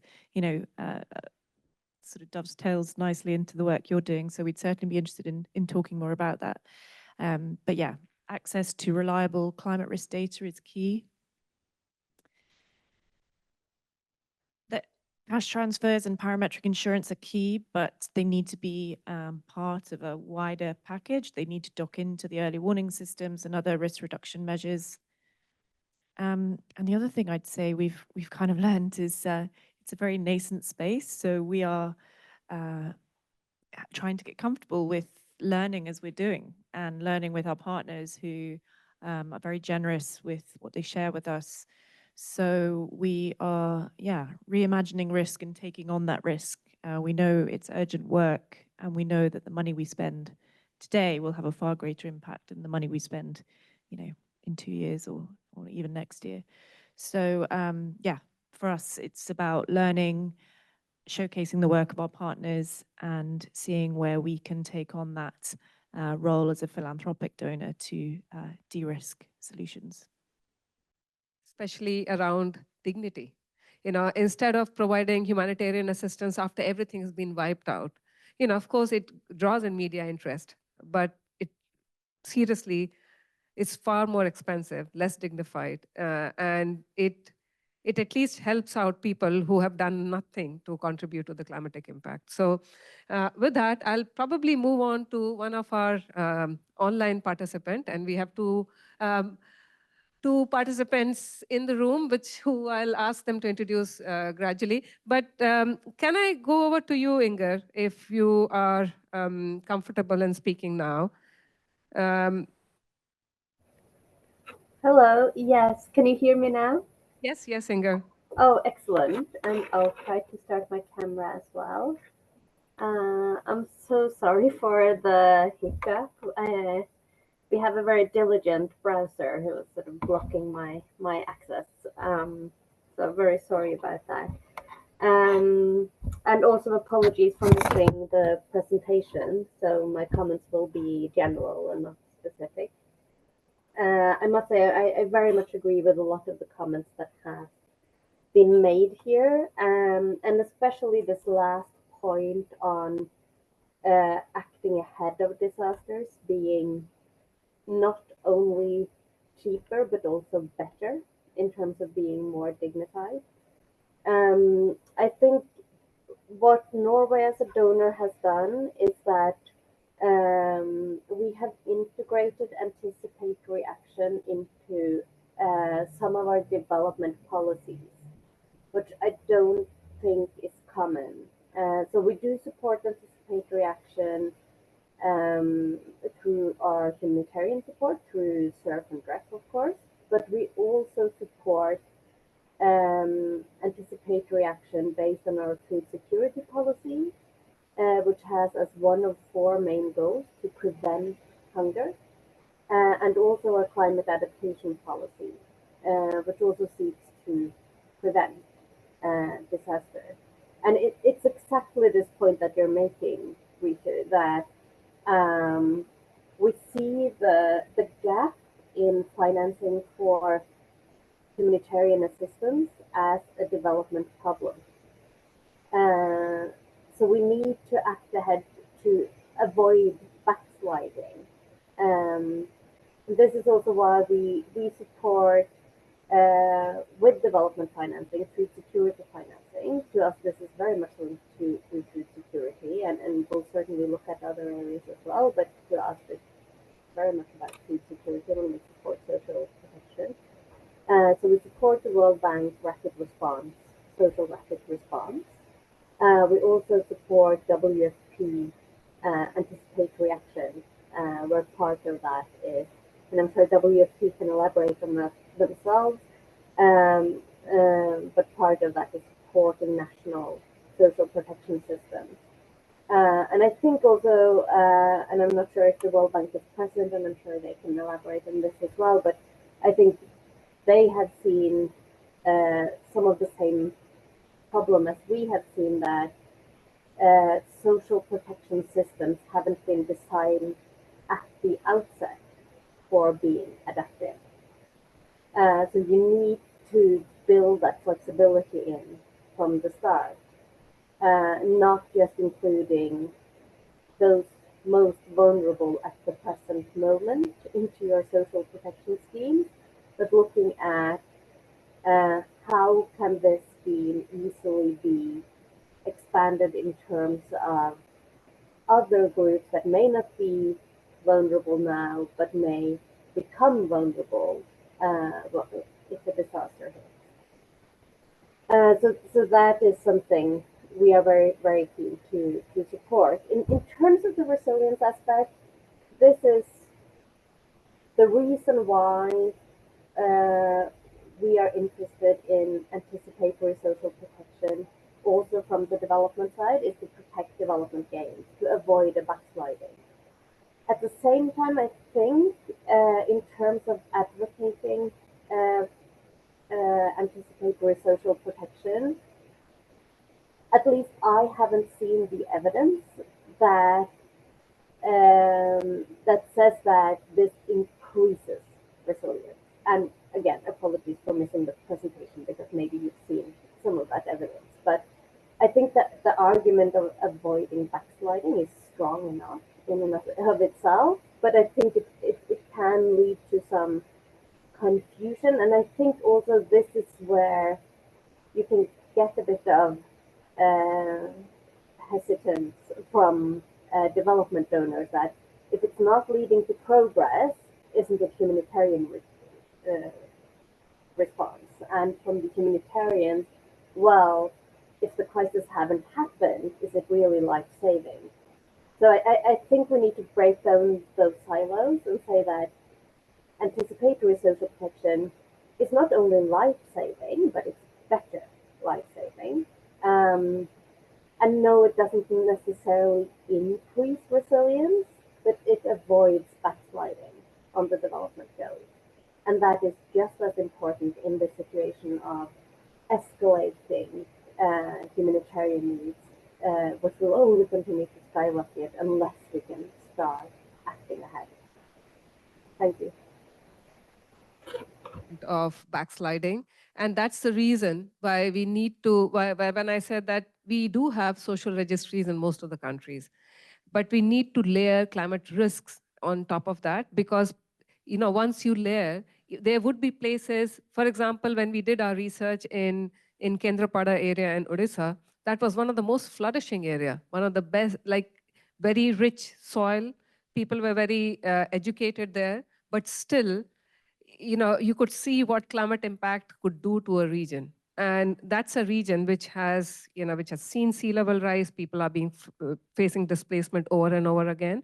And that's an area where, people have really backslided in a big way. So that's the reason why we need to integrate climate risks on top of all the other social registries that government has, because that would throw up a completely new list of vulnerable population based on their geographies in which they are placed, and and that's why we always use this thing of predisposing, precipitating, and protective factor. So why predisposing? Because a lot of places we have development deficits, so we do need to take account of that. But climate would be acting as a precipitating factor on all the others. So it's not acting in isolation. So how do we really integrate that? And that protective layer of social protection is needed. So very important, and thank you for raising that. And Inga, there's one more point that you raised was, it's not, we do need to break those silos between humanitarian actors and other development actors and climate actors as well. Because, what happens is quite often we start looking at addressing the issues based on, some of these funds that we have. This is adaptation fund, this is loss and damage fund, this is, DRR fund. But, we quite often we get motivated by our funding mandate rather than the mandate and the needs of the community. So we do need to break those silos, because for the community, it is a climatic impact, it's a development impact. So how do we really break those silos on the top? The things that we go and preach to the government about breaking the silos and whole of a government, whole of society approach. So probably some of that needs to be followed by us as well. So I know we have two people in the room. So I'll quickly pass on to you for quick introduction, because we already had a round of introduction for you as well, Isabella. And then I'll go to you, Philippine. Apologies, we just have one mic, and you'll really have to speak absolutely keeping the mic close to your mouth. Thank you. Pleasure to be here. My name is Rajan Mehta. I'm a fellow at Harvard, trying to learn about climate change. And I run a small foundation in India called Climate Action Labs, and also recently authored a book called Backstage Climate, which talks about the science behind climate change, the politics, the economics, and the possible solutions. So it's a broad sweep on climate. I'm no expert on climate justice, but happy to be here and learn more. Thank you so much. I just thought that you were a very interesting participant, and we do need to hear your thoughts about it. So Isabel. Thanks, everyone. Thanks, Ritu. Hi, everyone. My name is Isabel Wisson, and I lead climate policy at BRAC, which is a large INGO headquartered in Bangladesh, but we work in 17 countries in Asia and Africa, including through developing our own programs that we implement at a large scale, particularly in Bangladesh, where we have our largest footprint. We do a range of things from community health to education to inclusive finance to working on extreme poverty, which I can share more about. later. We've reached about 100 million people in the 50 years that we've been running, and are increasingly partnering with governments on how they can integrate some of the evidence-based approaches we've developed. So I'll stop there. Philippines, I'll give it to you, but very quickly about RAC, and I don't know whether everyone is hearing me online. RAC, you know, my first brush with RAC was the ultra poor graduation program. And for me, that was the very first form of effective social protection for my very early method. So that's the reason why I pushed it after and particularly because it's very low investment that we need to give that kind of we, like, of course, government has a much bigger scale of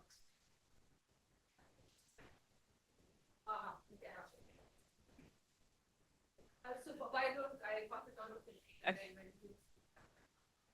Are you sure? Yeah, go ahead. Okay.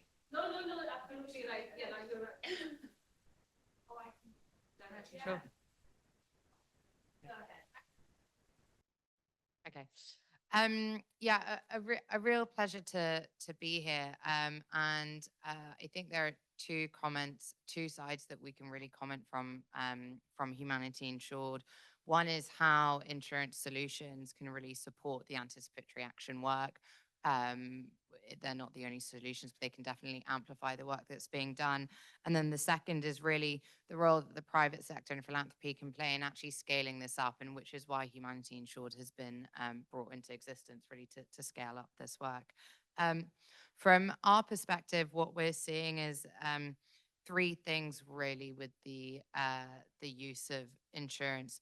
One is that parametric insurance, which is what we are subsidizing primarily. We do provide funding for climate modeling and resilience assets and training, but we're really here to make insurance accessible, and that means making it affordable. And there are very few funders who will subsidize insurance premiums. So we focus on that. And parametric insurance is really able to stop disasters from descending into a crisis. So by using timely payments, which can be triggered at point of a forecasted weather event, funds can be delivered quickly and efficiently and with dignity, to some points that have been made earlier, to the communities that are most vulnerable. And this really helps them tackle the urgent needs, right? And they are such as food insecurity, preventing communities descending into famine, but also helping families get back on their feet and restarting their livelihoods. The second is that insurance can really, insurance solutions and products, be they what they are, can really unlock a lot of investment and growth for these communities.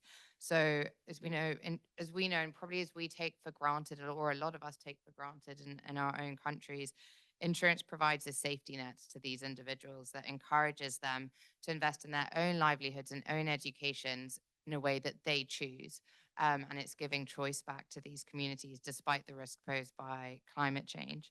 And several of our partners have been working in this space for a long time and have got a lot of fantastic research into the behavioral change that insurance solutions can encourage within communities, such as encouraging smallholder farmers in Ethiopia to actually sow all of their seeds rather than only 60%.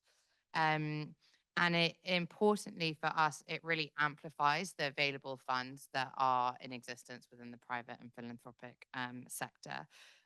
So we know that the public sector is no longer able to meet the demand that the impacts of climate change have created. Insurance as a tool multiplies the values of those funds.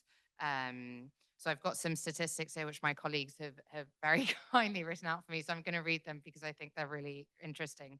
So if we're saying that 50% of the crises require, so in 2023,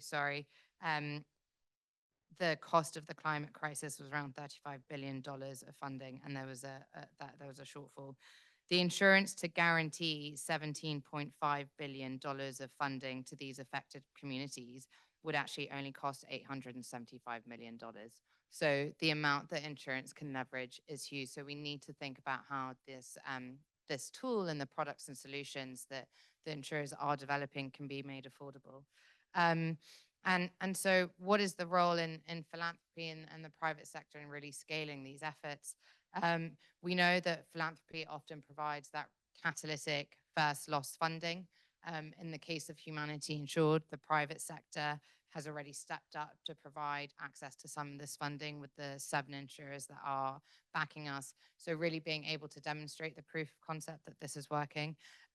We know that philanthropic capital can bridge the funding shortfall required by the humanitarian sector.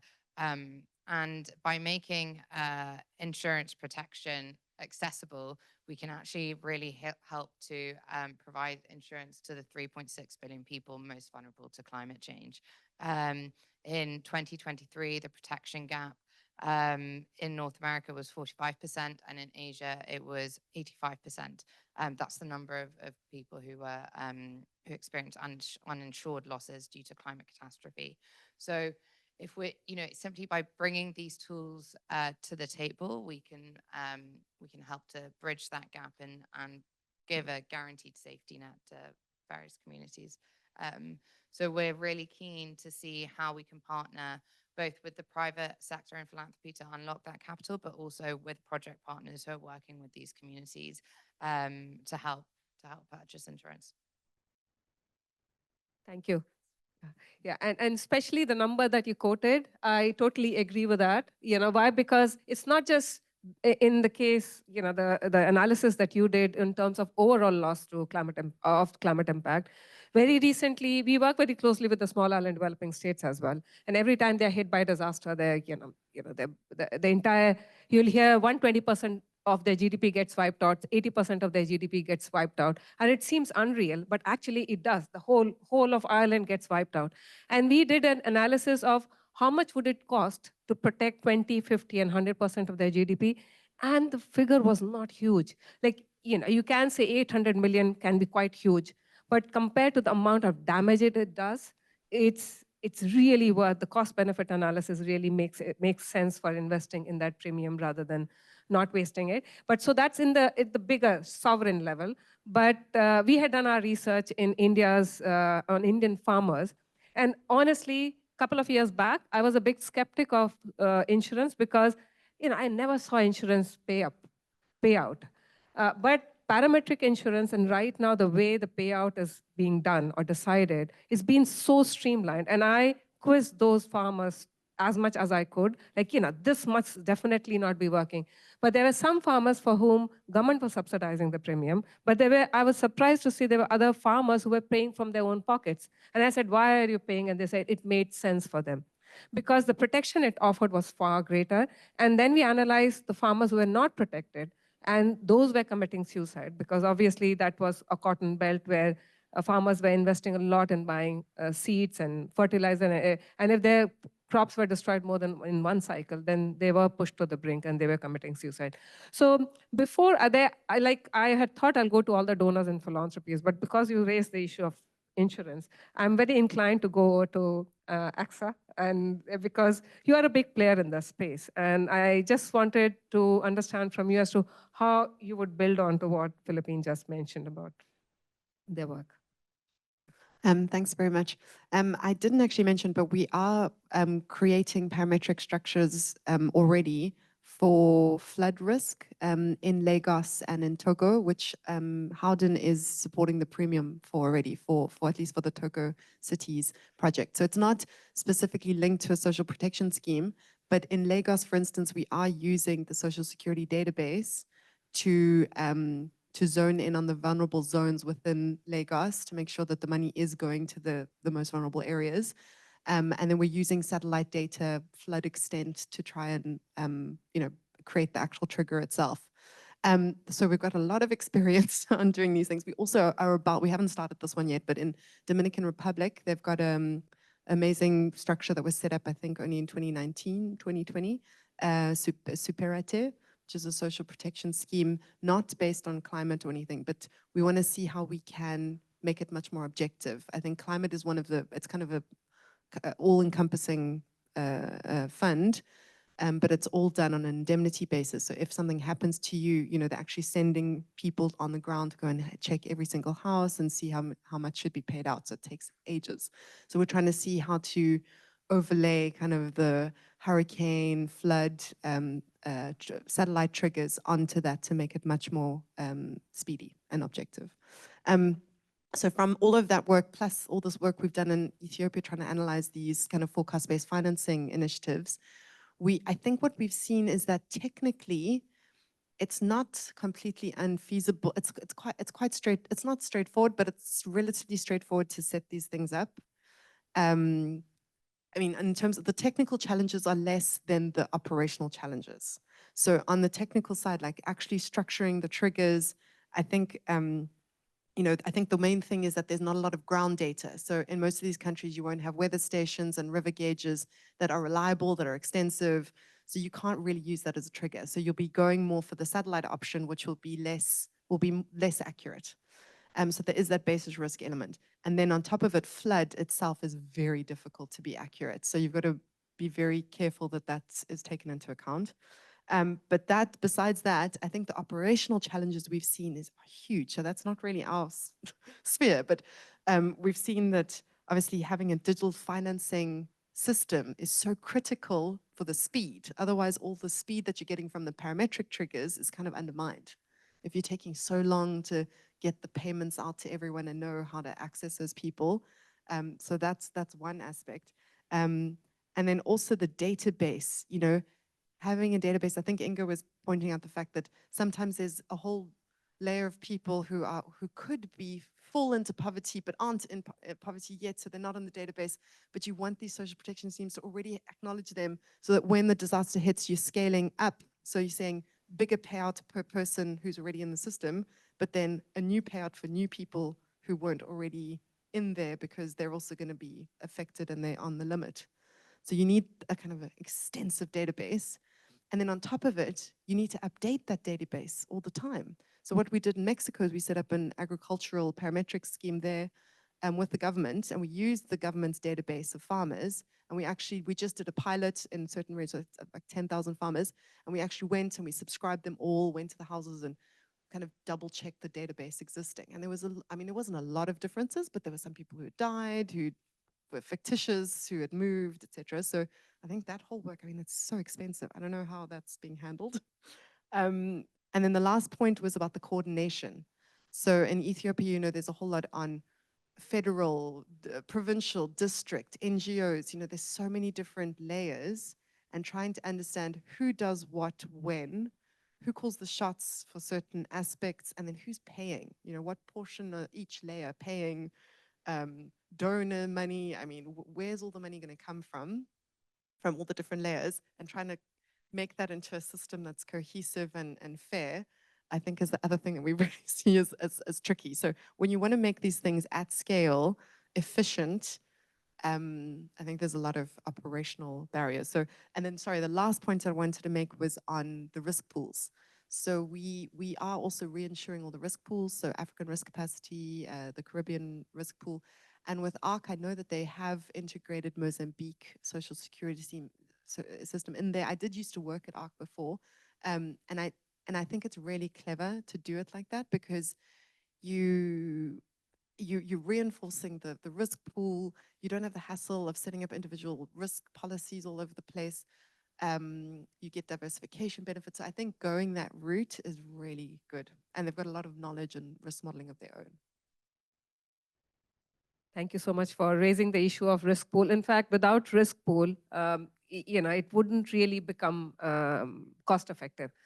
So, and thank you for raising all of those issues, because, and also, you know, although you've said that the technical aspect is not difficult, but quite often that's one of those issues that, you know, that acts as a real barrier. And that's why one technical assistance support that we need from the insurance sector is to understand whether they'll be interested in sharing their CAT risk modeling expertise, which helps define trigger points at the right level, working alongside the government. And as we said that we've been working with these 8 governments, and we also host the chair of the least developed country group. We are working very closely with the small island states. Why I'm saying this is that we can bring the government on the table. We can bring the meteorological department. We can ensure that they do share their data, but we would want support from the insurance companies to really help us define that trigger points more effectively. And Christina, I'm walking towards you. So because more than anyone, I think one organization which really has that practical experience of doing all of that we've been talking about is Start Network. And it'll be really interesting to hear from you as to what you have been doing and what potential do you really see in looking at social protection program delivering anticipatory or shock responsive support. Thank you so much, and thanks for inviting me to this conversation.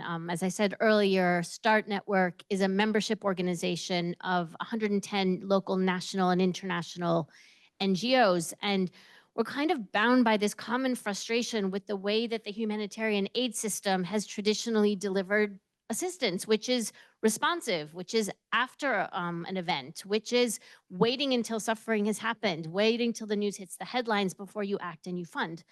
So we're trying to reverse that and really focused on anticipating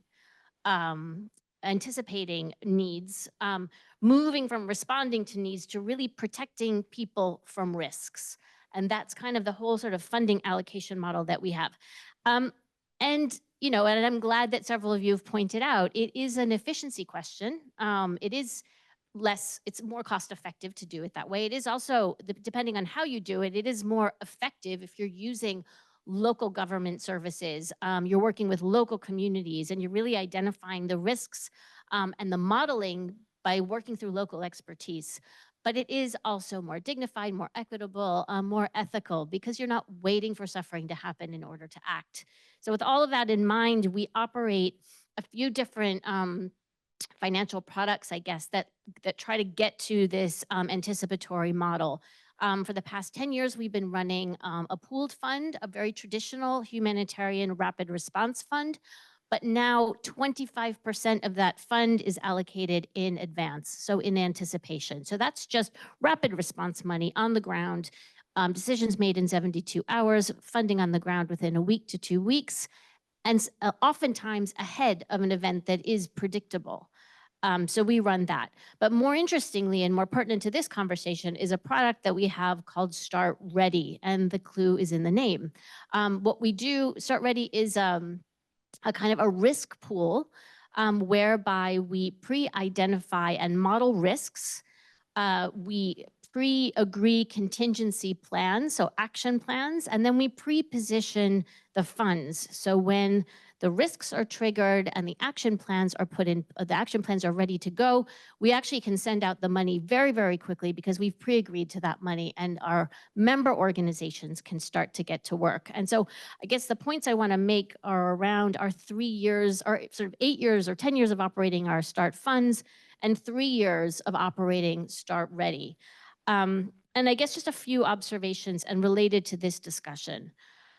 First, that when we're talking about whether it's anticipatory, humanitarian action, early warning systems, risk-based finance, insurance, we have to be looking at impact before instruments.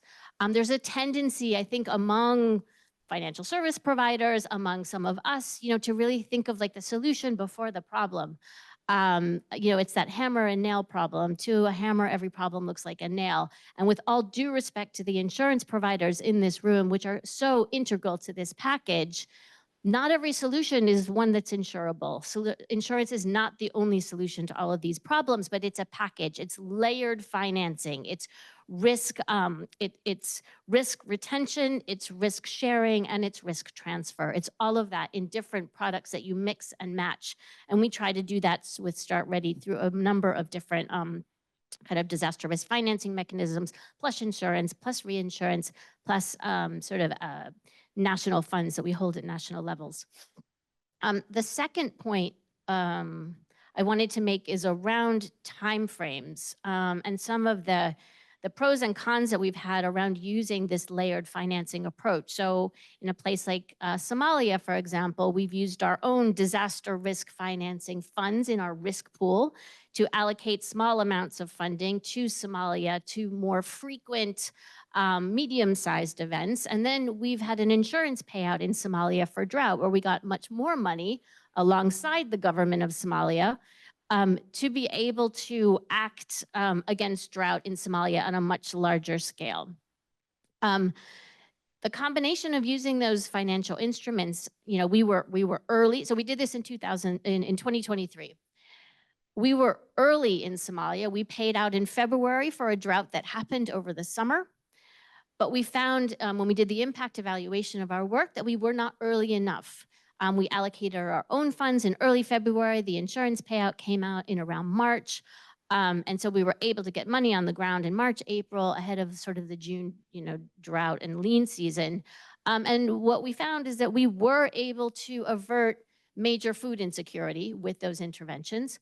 But what we weren't able to do, what we weren't early enough for, was to actually have an effect on livelihoods or negative coping strategies, all of those kind of more fundamental structural problems occurring in Somalia. So, and this is where I think social protection really comes in, where humanitarian assistance is kind of the sharp end of the loss and damage stick. Like everything else has failed by the time you come to Start Network and we're allocating funding to a country. But before that, there needs to be the social protection schemes that have to be activated early enough, like much earlier than humanitarian instruments, much earlier than even the anticipatory humanitarian instruments, in order to be effective at some of those structural concerns.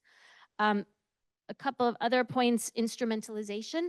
So we have a bunch of risk models that we use that have been developed with local governments, local national disaster management authorities, local Met offices, communities. And these models are as robust as we can possibly make them, but very, very highly contextualized. What we've found in a few countries where we've worked is those models sometimes don't trigger. It's not a basis risk problem necessarily. We've just maybe modeled a different type of hazard, or maybe there is a basis risk problem. But in any case, we've been in situations where some of our models have been questioned by national governments. Some of the mechanisms through which we'd like to work have been blocked by national governments. And so I think it's important that we not only work with national governments on all of this, but also recognize that we have to really stick to our guns when it comes to the science and the predictive analytics around some of these triggers and this work, because you can politicize them very, very easily. And maybe the last point I would make is that what has been the success of what we've managed to do at Start Ready for the last 3 years has been the local positioning of everything that we've done. So we work through local organizations. The risk models and the contingency plans are designed by local government, local civil society, and local communities themselves. We played around with global risk models for a while. They didn't work. They were really uncontextualized and therefore didn't trigger at the moments they needed to. So we're very much about using the expertise in country, of which there is some, depending on the country, can be fragmented, can be under-resourced, but it's there. So let's use it. So that would be the last point I would make, is relying on local expertise and not necessarily always bringing in global models. Thanks. Thank you so much. And especially one, of course, insurance is not the silver bullet. We have to look at it as a package of solution. But of course, it can provide that additional safety net to the community. But your last point about some of these trigger points are always politicized, but also, you know, how much accuracy would this global risk modeling really provide? And unless you integrate the local knowledge, so both top-down and bottom-up approaches when it comes to defining some of those risk triggers would be extremely, extremely useful.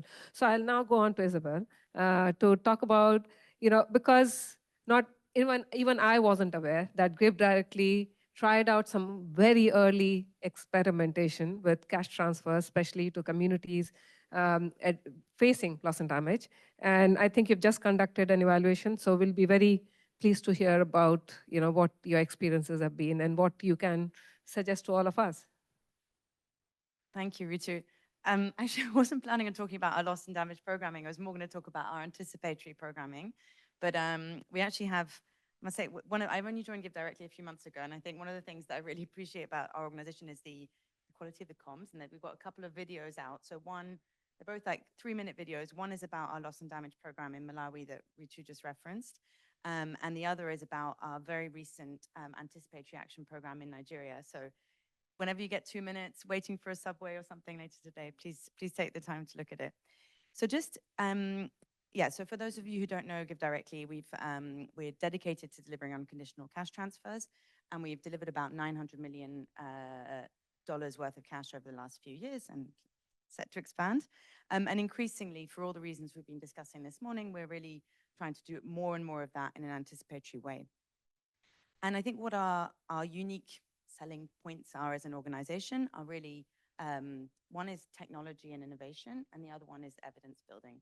And so I want to touch on those two in terms of how we're applying them to anticipatory action, and in turn, how we're using that to strengthen systems more widely. So firstly, in terms of the technology dimension, so there's two things we're experimenting with for anticipatory action, which I think are particularly exciting. So one is targeting through artificial intelligence. So this is targeting, so geographical targeting rather than household level targeting, I want to emphasize, for flood risks. And I know, the colleague from AXA over there said there are limitations of that, but we're learning as we go. And most recently in Nigeria, we used satellite flood mapping and government data, so kind of overlaying all of that to identify micro areas most prone to flooding with support from Google Research. And to our knowledge, this is the first use of AI-driven flood forecasting models to trigger cash disbursements, at least in Africa. Then, layering on top of that, we worked with the local community and identified 52 villages as being severely vulnerable. And then anybody in those villages could self-enroll through their mobile phone. And those who didn't have mobile phones, and this, another element I wanted to emphasize in terms of tech and innovation is our emphasis on mobile phone-based delivery. And so where coverage isn't sufficient, we systematically provide a mobile phone to those individuals. And in terms of linking back with the social registry, so not only did we use the existing social registry to verify the households who'd self-enrolled, we then provided those mobile phone account details to the National Registry, to NASCO, the agency that managed this in Nigeria, to sort of create a more comprehensive records. So through this program, it's very recent. So in early September, the first group of verified recipients received bank transfers, and the overall target is 4,500 families. So it's relatively small scale, but with the rails to significantly expand. And as I said, please do watch the video on that. The second practice that I wanted to emphasize is how, and this is one of the big barriers that Ritu, you identified, is the shock responsiveness of the registries. And I mean, there's the risk layering that you mentioned, but there's also generally challenges with coverage and with knowing what vulnerabilities different people will be exposed to. So in Malawi, which is obviously one of the countries in the Aspire study, we're working with the government to contribute to their priorities of expanding the universal beneficiary registry from rural to urban areas, and then implementing more cost-effective and shock-responsive urban social protection programs. So then we're bringing in our tech expertise again to model different means of targeting in urban areas. So the cost-effectiveness of digital versus in-person targeting methods and the kind of complementarity between them. And then we'll be doing a pilot of a shock-responsive urban response as well. Then the third dimension I wanted to just emphasize, take some time to discuss, is on evidence building. So I think the case for anticipatory social protection or anticipatory assistance in general is very strong, and we're all aware of that, and you cited some figures at the beginning, Ritu, as well. However, we're far from thinking cash is the only solution, and even within cash, we don't know yet what's the optimal amount, what's the best timing, what's the complementarity with other instruments, what you know, how do you balance pre and post-shock assistance? And so in most of our anticipatory programs, we provide, obviously, assistance prior to the shock, but also after. So for example, the Nigeria one I just mentioned, there's 1 pre-flood payment and 2 post-flood payments. And we really want to build an evidence base on what works best. And I recently was working for a humanitarian donor, and I've only just shifted over. And for us as a donor, it was one of the biggest challenges. We just said, sure, that the rationale is there, but actually the tangible evidence isn't necessarily. So, so excitingly, in Bangladesh, we currently have an RCT that's just about to start. Unfortunately, due to the situation in Bangladesh, it's been delayed to next year. But there are 3 groups. So one is receiving early warning only, one is receiving early warning and cash before the floods, and one early warning and cash after the floods. And so we're really excited about this research because of the insights it'll provide into the trade-offs around disbursement timing and effectiveness. So maybe just some key takeaways. So I think, you know, we all agree on the case for anticipatory social protection, but I think we do need a bit of a reality check, which is that as evidenced by your analysis, there's a significant gap between the current need to channel development and climate finance to the front lines and the capacity of these systems. And on Sunday, we chaired a discussion about our L&D, loss and damage programming. And it was the same challenge coming up, in my view, which is, you know, real emphasis on social protection, which, yes, should be our mid-term, long-term goal. But we need to think about alternative rails, systems in the meantime. And I think that's what we at Give Directly are trying to do, whilst at the same time, in every way that we can, contributing to building systems. And so that's why we're really excited about this roadmap. I think it's an excellent initiative. And I'm also really glad to have the insurance partners around the table, because I think something we need to do as a community is articulate what's the complementarity between unconditional assistance and insurance mechanisms. And if we can align our narrative around that, I think it can be really impactful. And what I really feel that we have got quite a good group of stakeholders around this table, but what we really need is to further build on that. And I'm conscious that we do have grassroots presence here as well. But I'll first go over to Isabel, because BRAC has a good presence. But in the end, I will want to leave everyone, because I don't want this to be just one-off event, because this event was supposed to be the start for the roadmap development. And a lot of us are doing different things, but what we need to do is consolidate and support each other, because you know, some of us are present in some countries, others are not present in those countries. So we don't need to go in there. We need to strengthen the partners who are already there and bring in other partners who might be useful for you to work alongside. So we really need to be complementary right now, because the funds are limited and we have good evidence that this works. So how do we really pull all the efforts together? So I'll go on to Isabel. And why I wanted BRAC to be present in the room today is BRAC is one of those early, and I remember you told me, like, is ultra poor graduation program even a social protection program? For me, it's one of the early examples, because what you're exactly saying, social protection, especially shock responsive and anticipatory social, it acts as an immediate support so that people are able to prepare, cope, and recover from an impact. But there is a need to reduce that support that might be needed by the community. And for that, we need a longer term resilient support as well. And you know, public works-based social protection program in a way help do that, but we'll have to complement it with other government initiatives as well. So Isabel, over to you. Thanks, Ritu.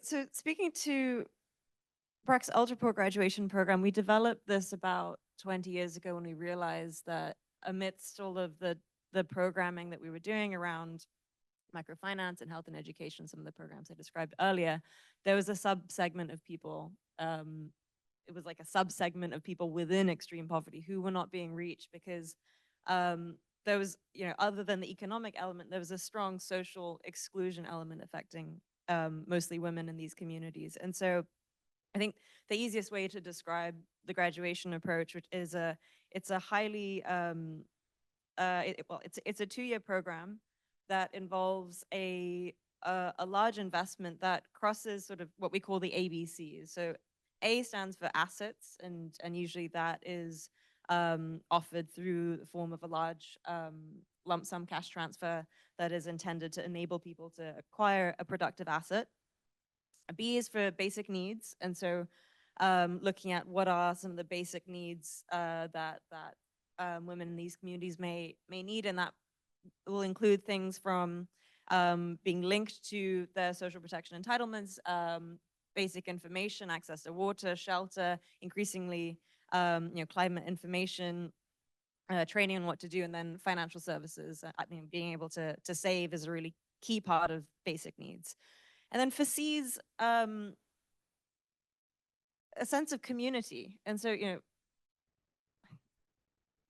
women who were being completely living on the complete margins of their communities were not able to participate in normal life, and so this program has various ways of building up a sense of community, but also building up confidence by assigning a coach to each of the participants, and building up that sense of self-belief and self-worth is a really key part of what we have seen to be incredibly transformative outcomes, not just where we've implemented this in Bangladesh, but there's a large base of evidence of this, working in a number of countries around the world.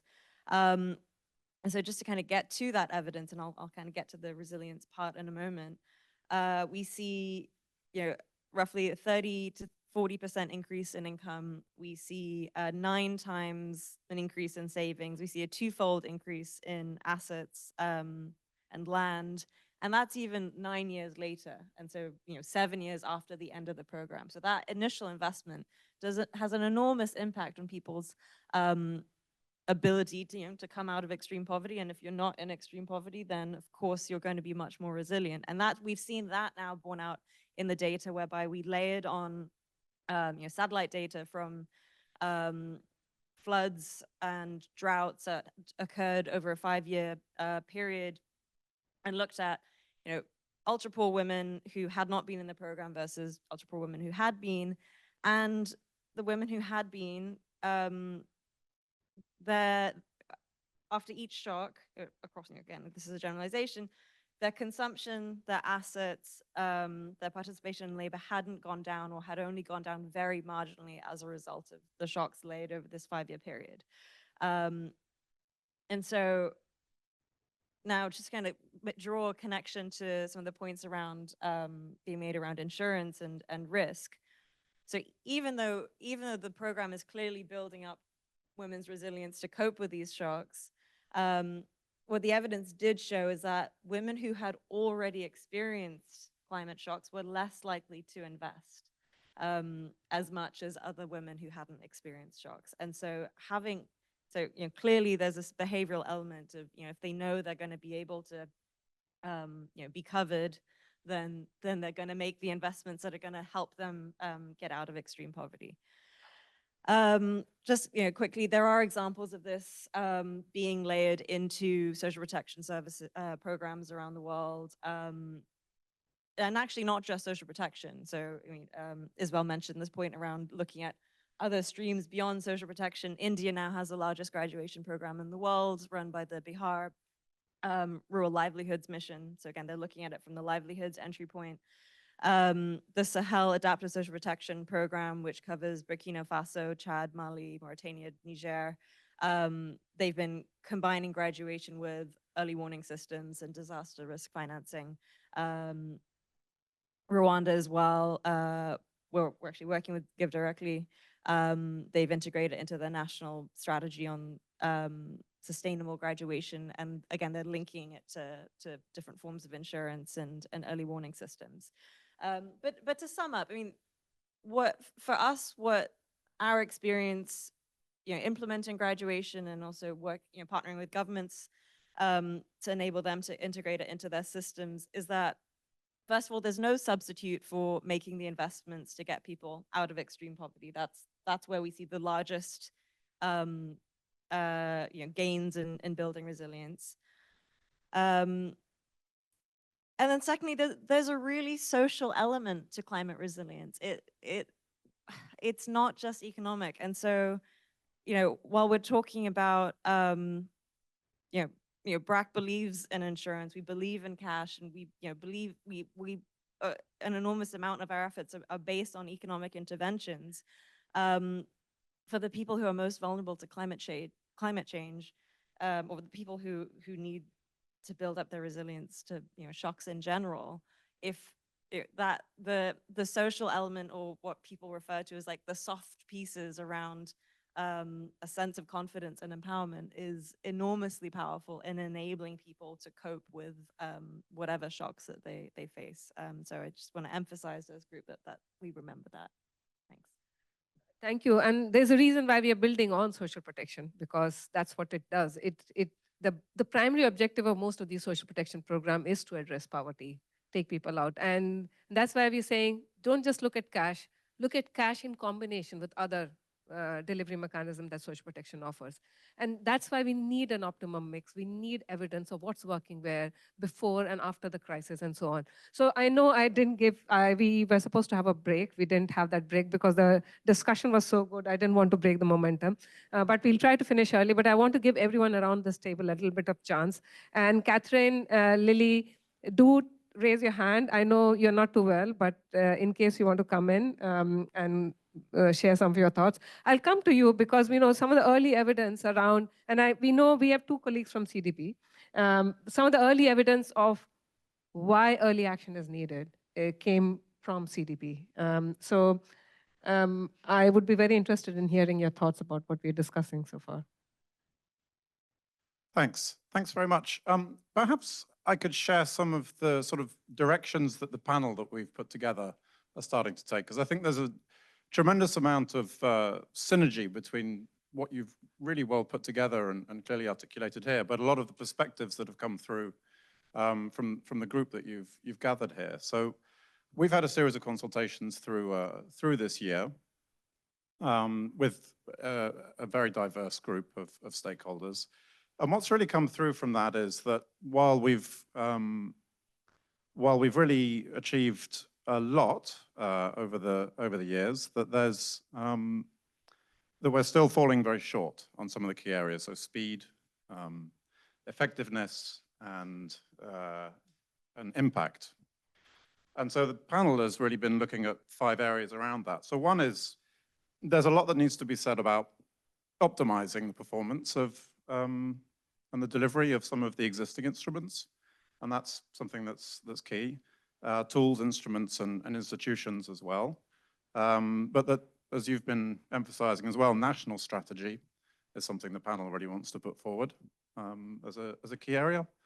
And then they'll be focusing very much on public-private action around the use of insurance, the scaling crisis protection financing for higher numbers of vulnerable people, very much focused on social protection as the key avenue for that, and then measuring success and benchmarking progress. So that's some of the sort of emerging directions of where the panel's going. Thank you. And you have Veronica here. Yes, I'll come to her, yeah. Oh, yeah. But I just wanted to pass on the mic to you because I know you joined in late and we didn't get the opportunity to ask you to introduce yourself. Yes, thank you very much. I'm Leah Abraham from the social policy team of UNICEF.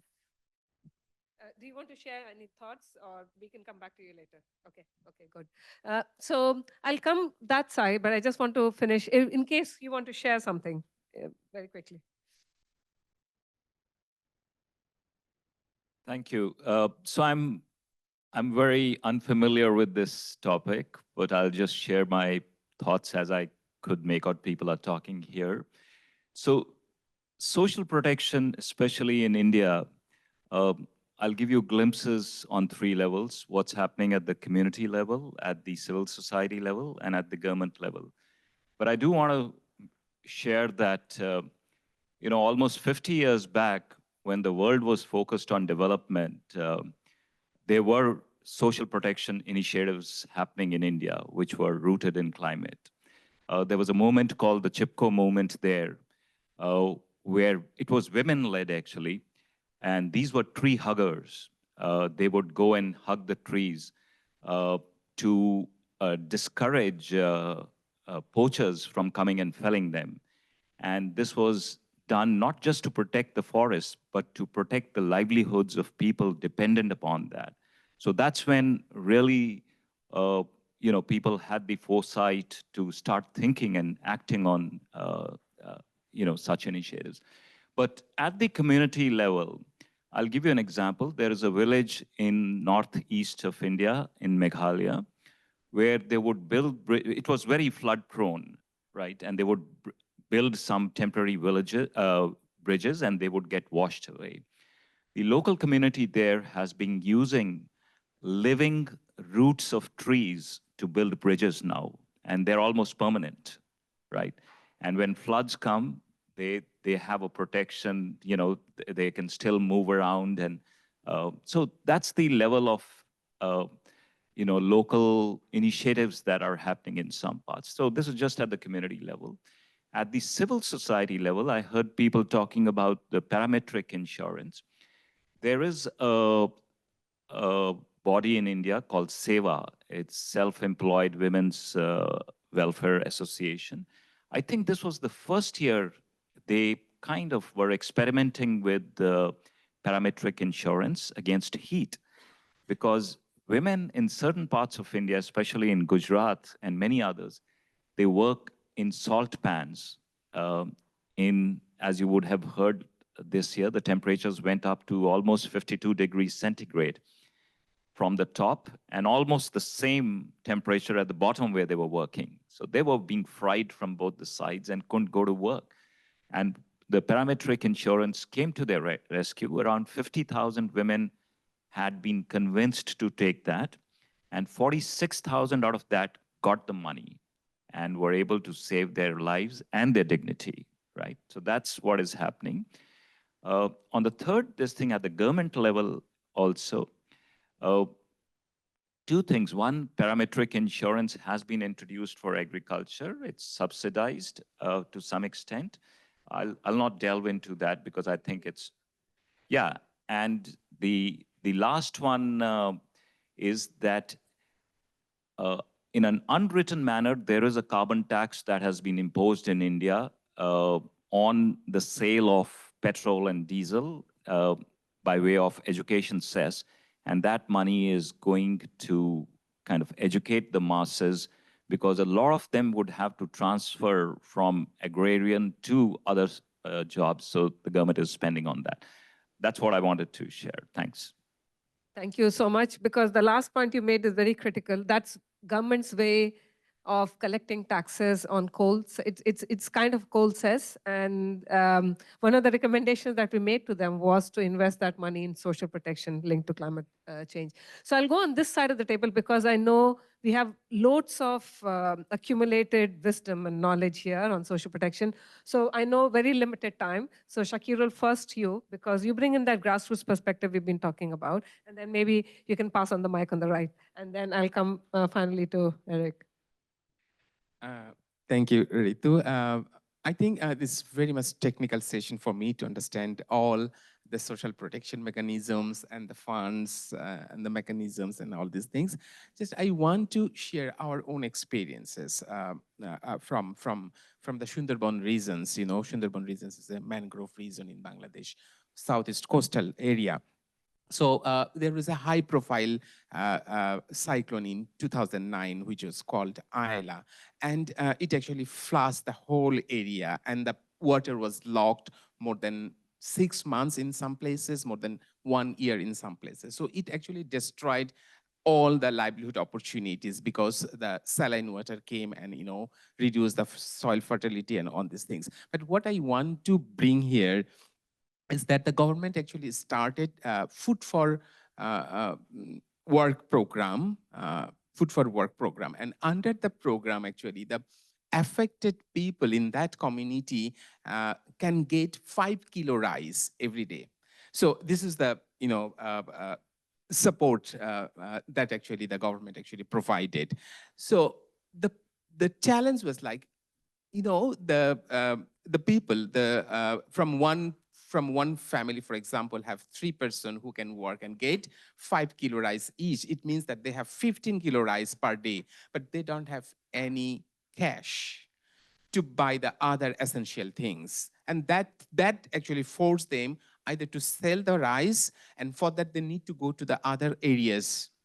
And to earn the cash, they were forced to come to the cities actually, because I mean these things actually need to be considered when we design different kind of support mechanism, because we cannot deny the daily necessities of a person, right? Of a family. So that's something I want to bring. On the other hand, somebody was saying that, yes, it's not only cash and combination. And I really think that it's not, social protection is definitely important. And in our climate strategic plan, it has clearly mentioned, and we are also advocating that there should have a very specific social protection or social safety net programs for the climate affected people.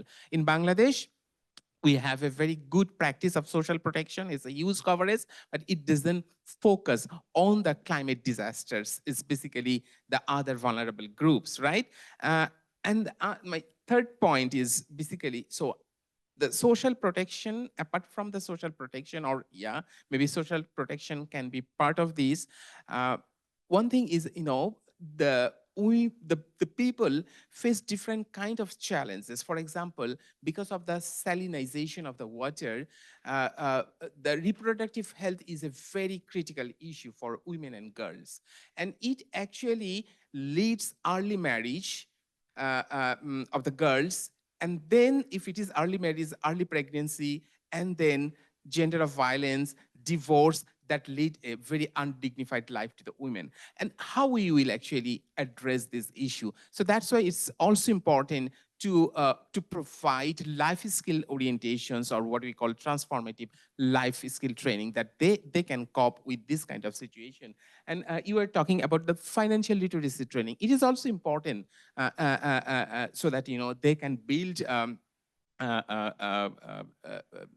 strength actually to cope in this situation. On the other hand, when we talk about all these crises and everything, what is the future of the youths of that particular community? It's very critical, because I mean there are many youths or the many families, they invest 80% of their income, and the total family income per month, and it is most of the cases is less than $100 per month, right? But they spend 80% of that money for the education of the children in a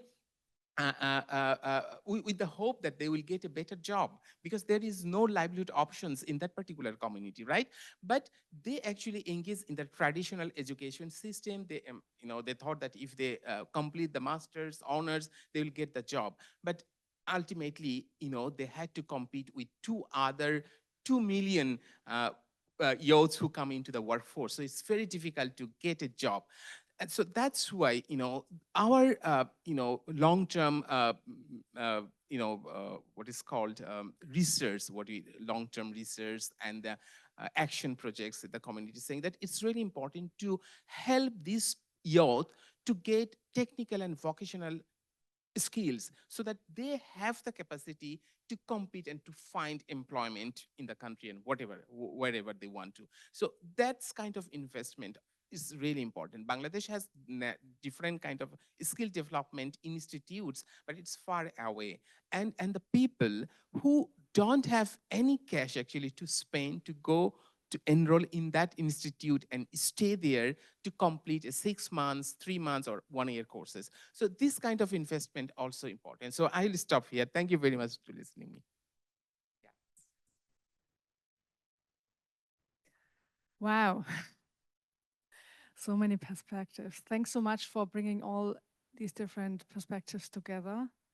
You can I feel like it's so complex, and I feel like many challenges, like, let me quickly explain, were like at the Center for Disaster Protection, we had like 25 people who discuss about how to create financial resilience. And actually, we mostly look at the sovereign level and see challenges and lessons learned from the sovereign level. And one big lesson learned is actually what has been said. The problem is less the technical bit. It's more about how to operationalize it, which is in the end how to create an impact on the ground. So basically, so I think it's really critical that everyone talks about how to actually create impact of resilience on the ground, and actually to connect everyone so that everyone can basically bring what he can offer. Like, we have new stakeholders getting private funding in, but at the same time, we already have lessons learned from the risk pools, from the sovereign level, that actually it's so hard to get meaningful investments into on the ground. So I think somehow we need to really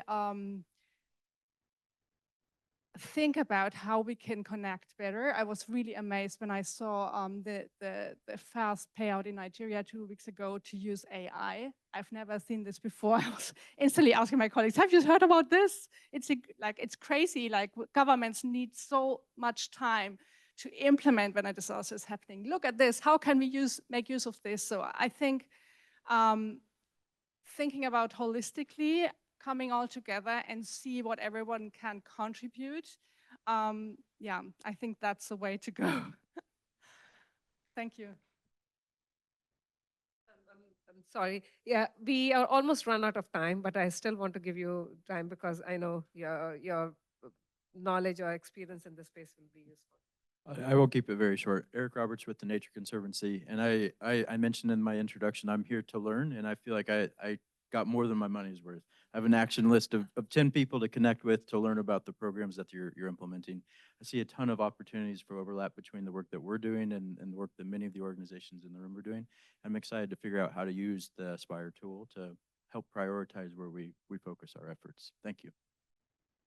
Thank you, and thank you all so much. And I know there are a couple of people around this table who didn't get a chance to share their perspective, but I'll really encourage you. We still have some breakfast left, so we can go back there and have a bit of chat there.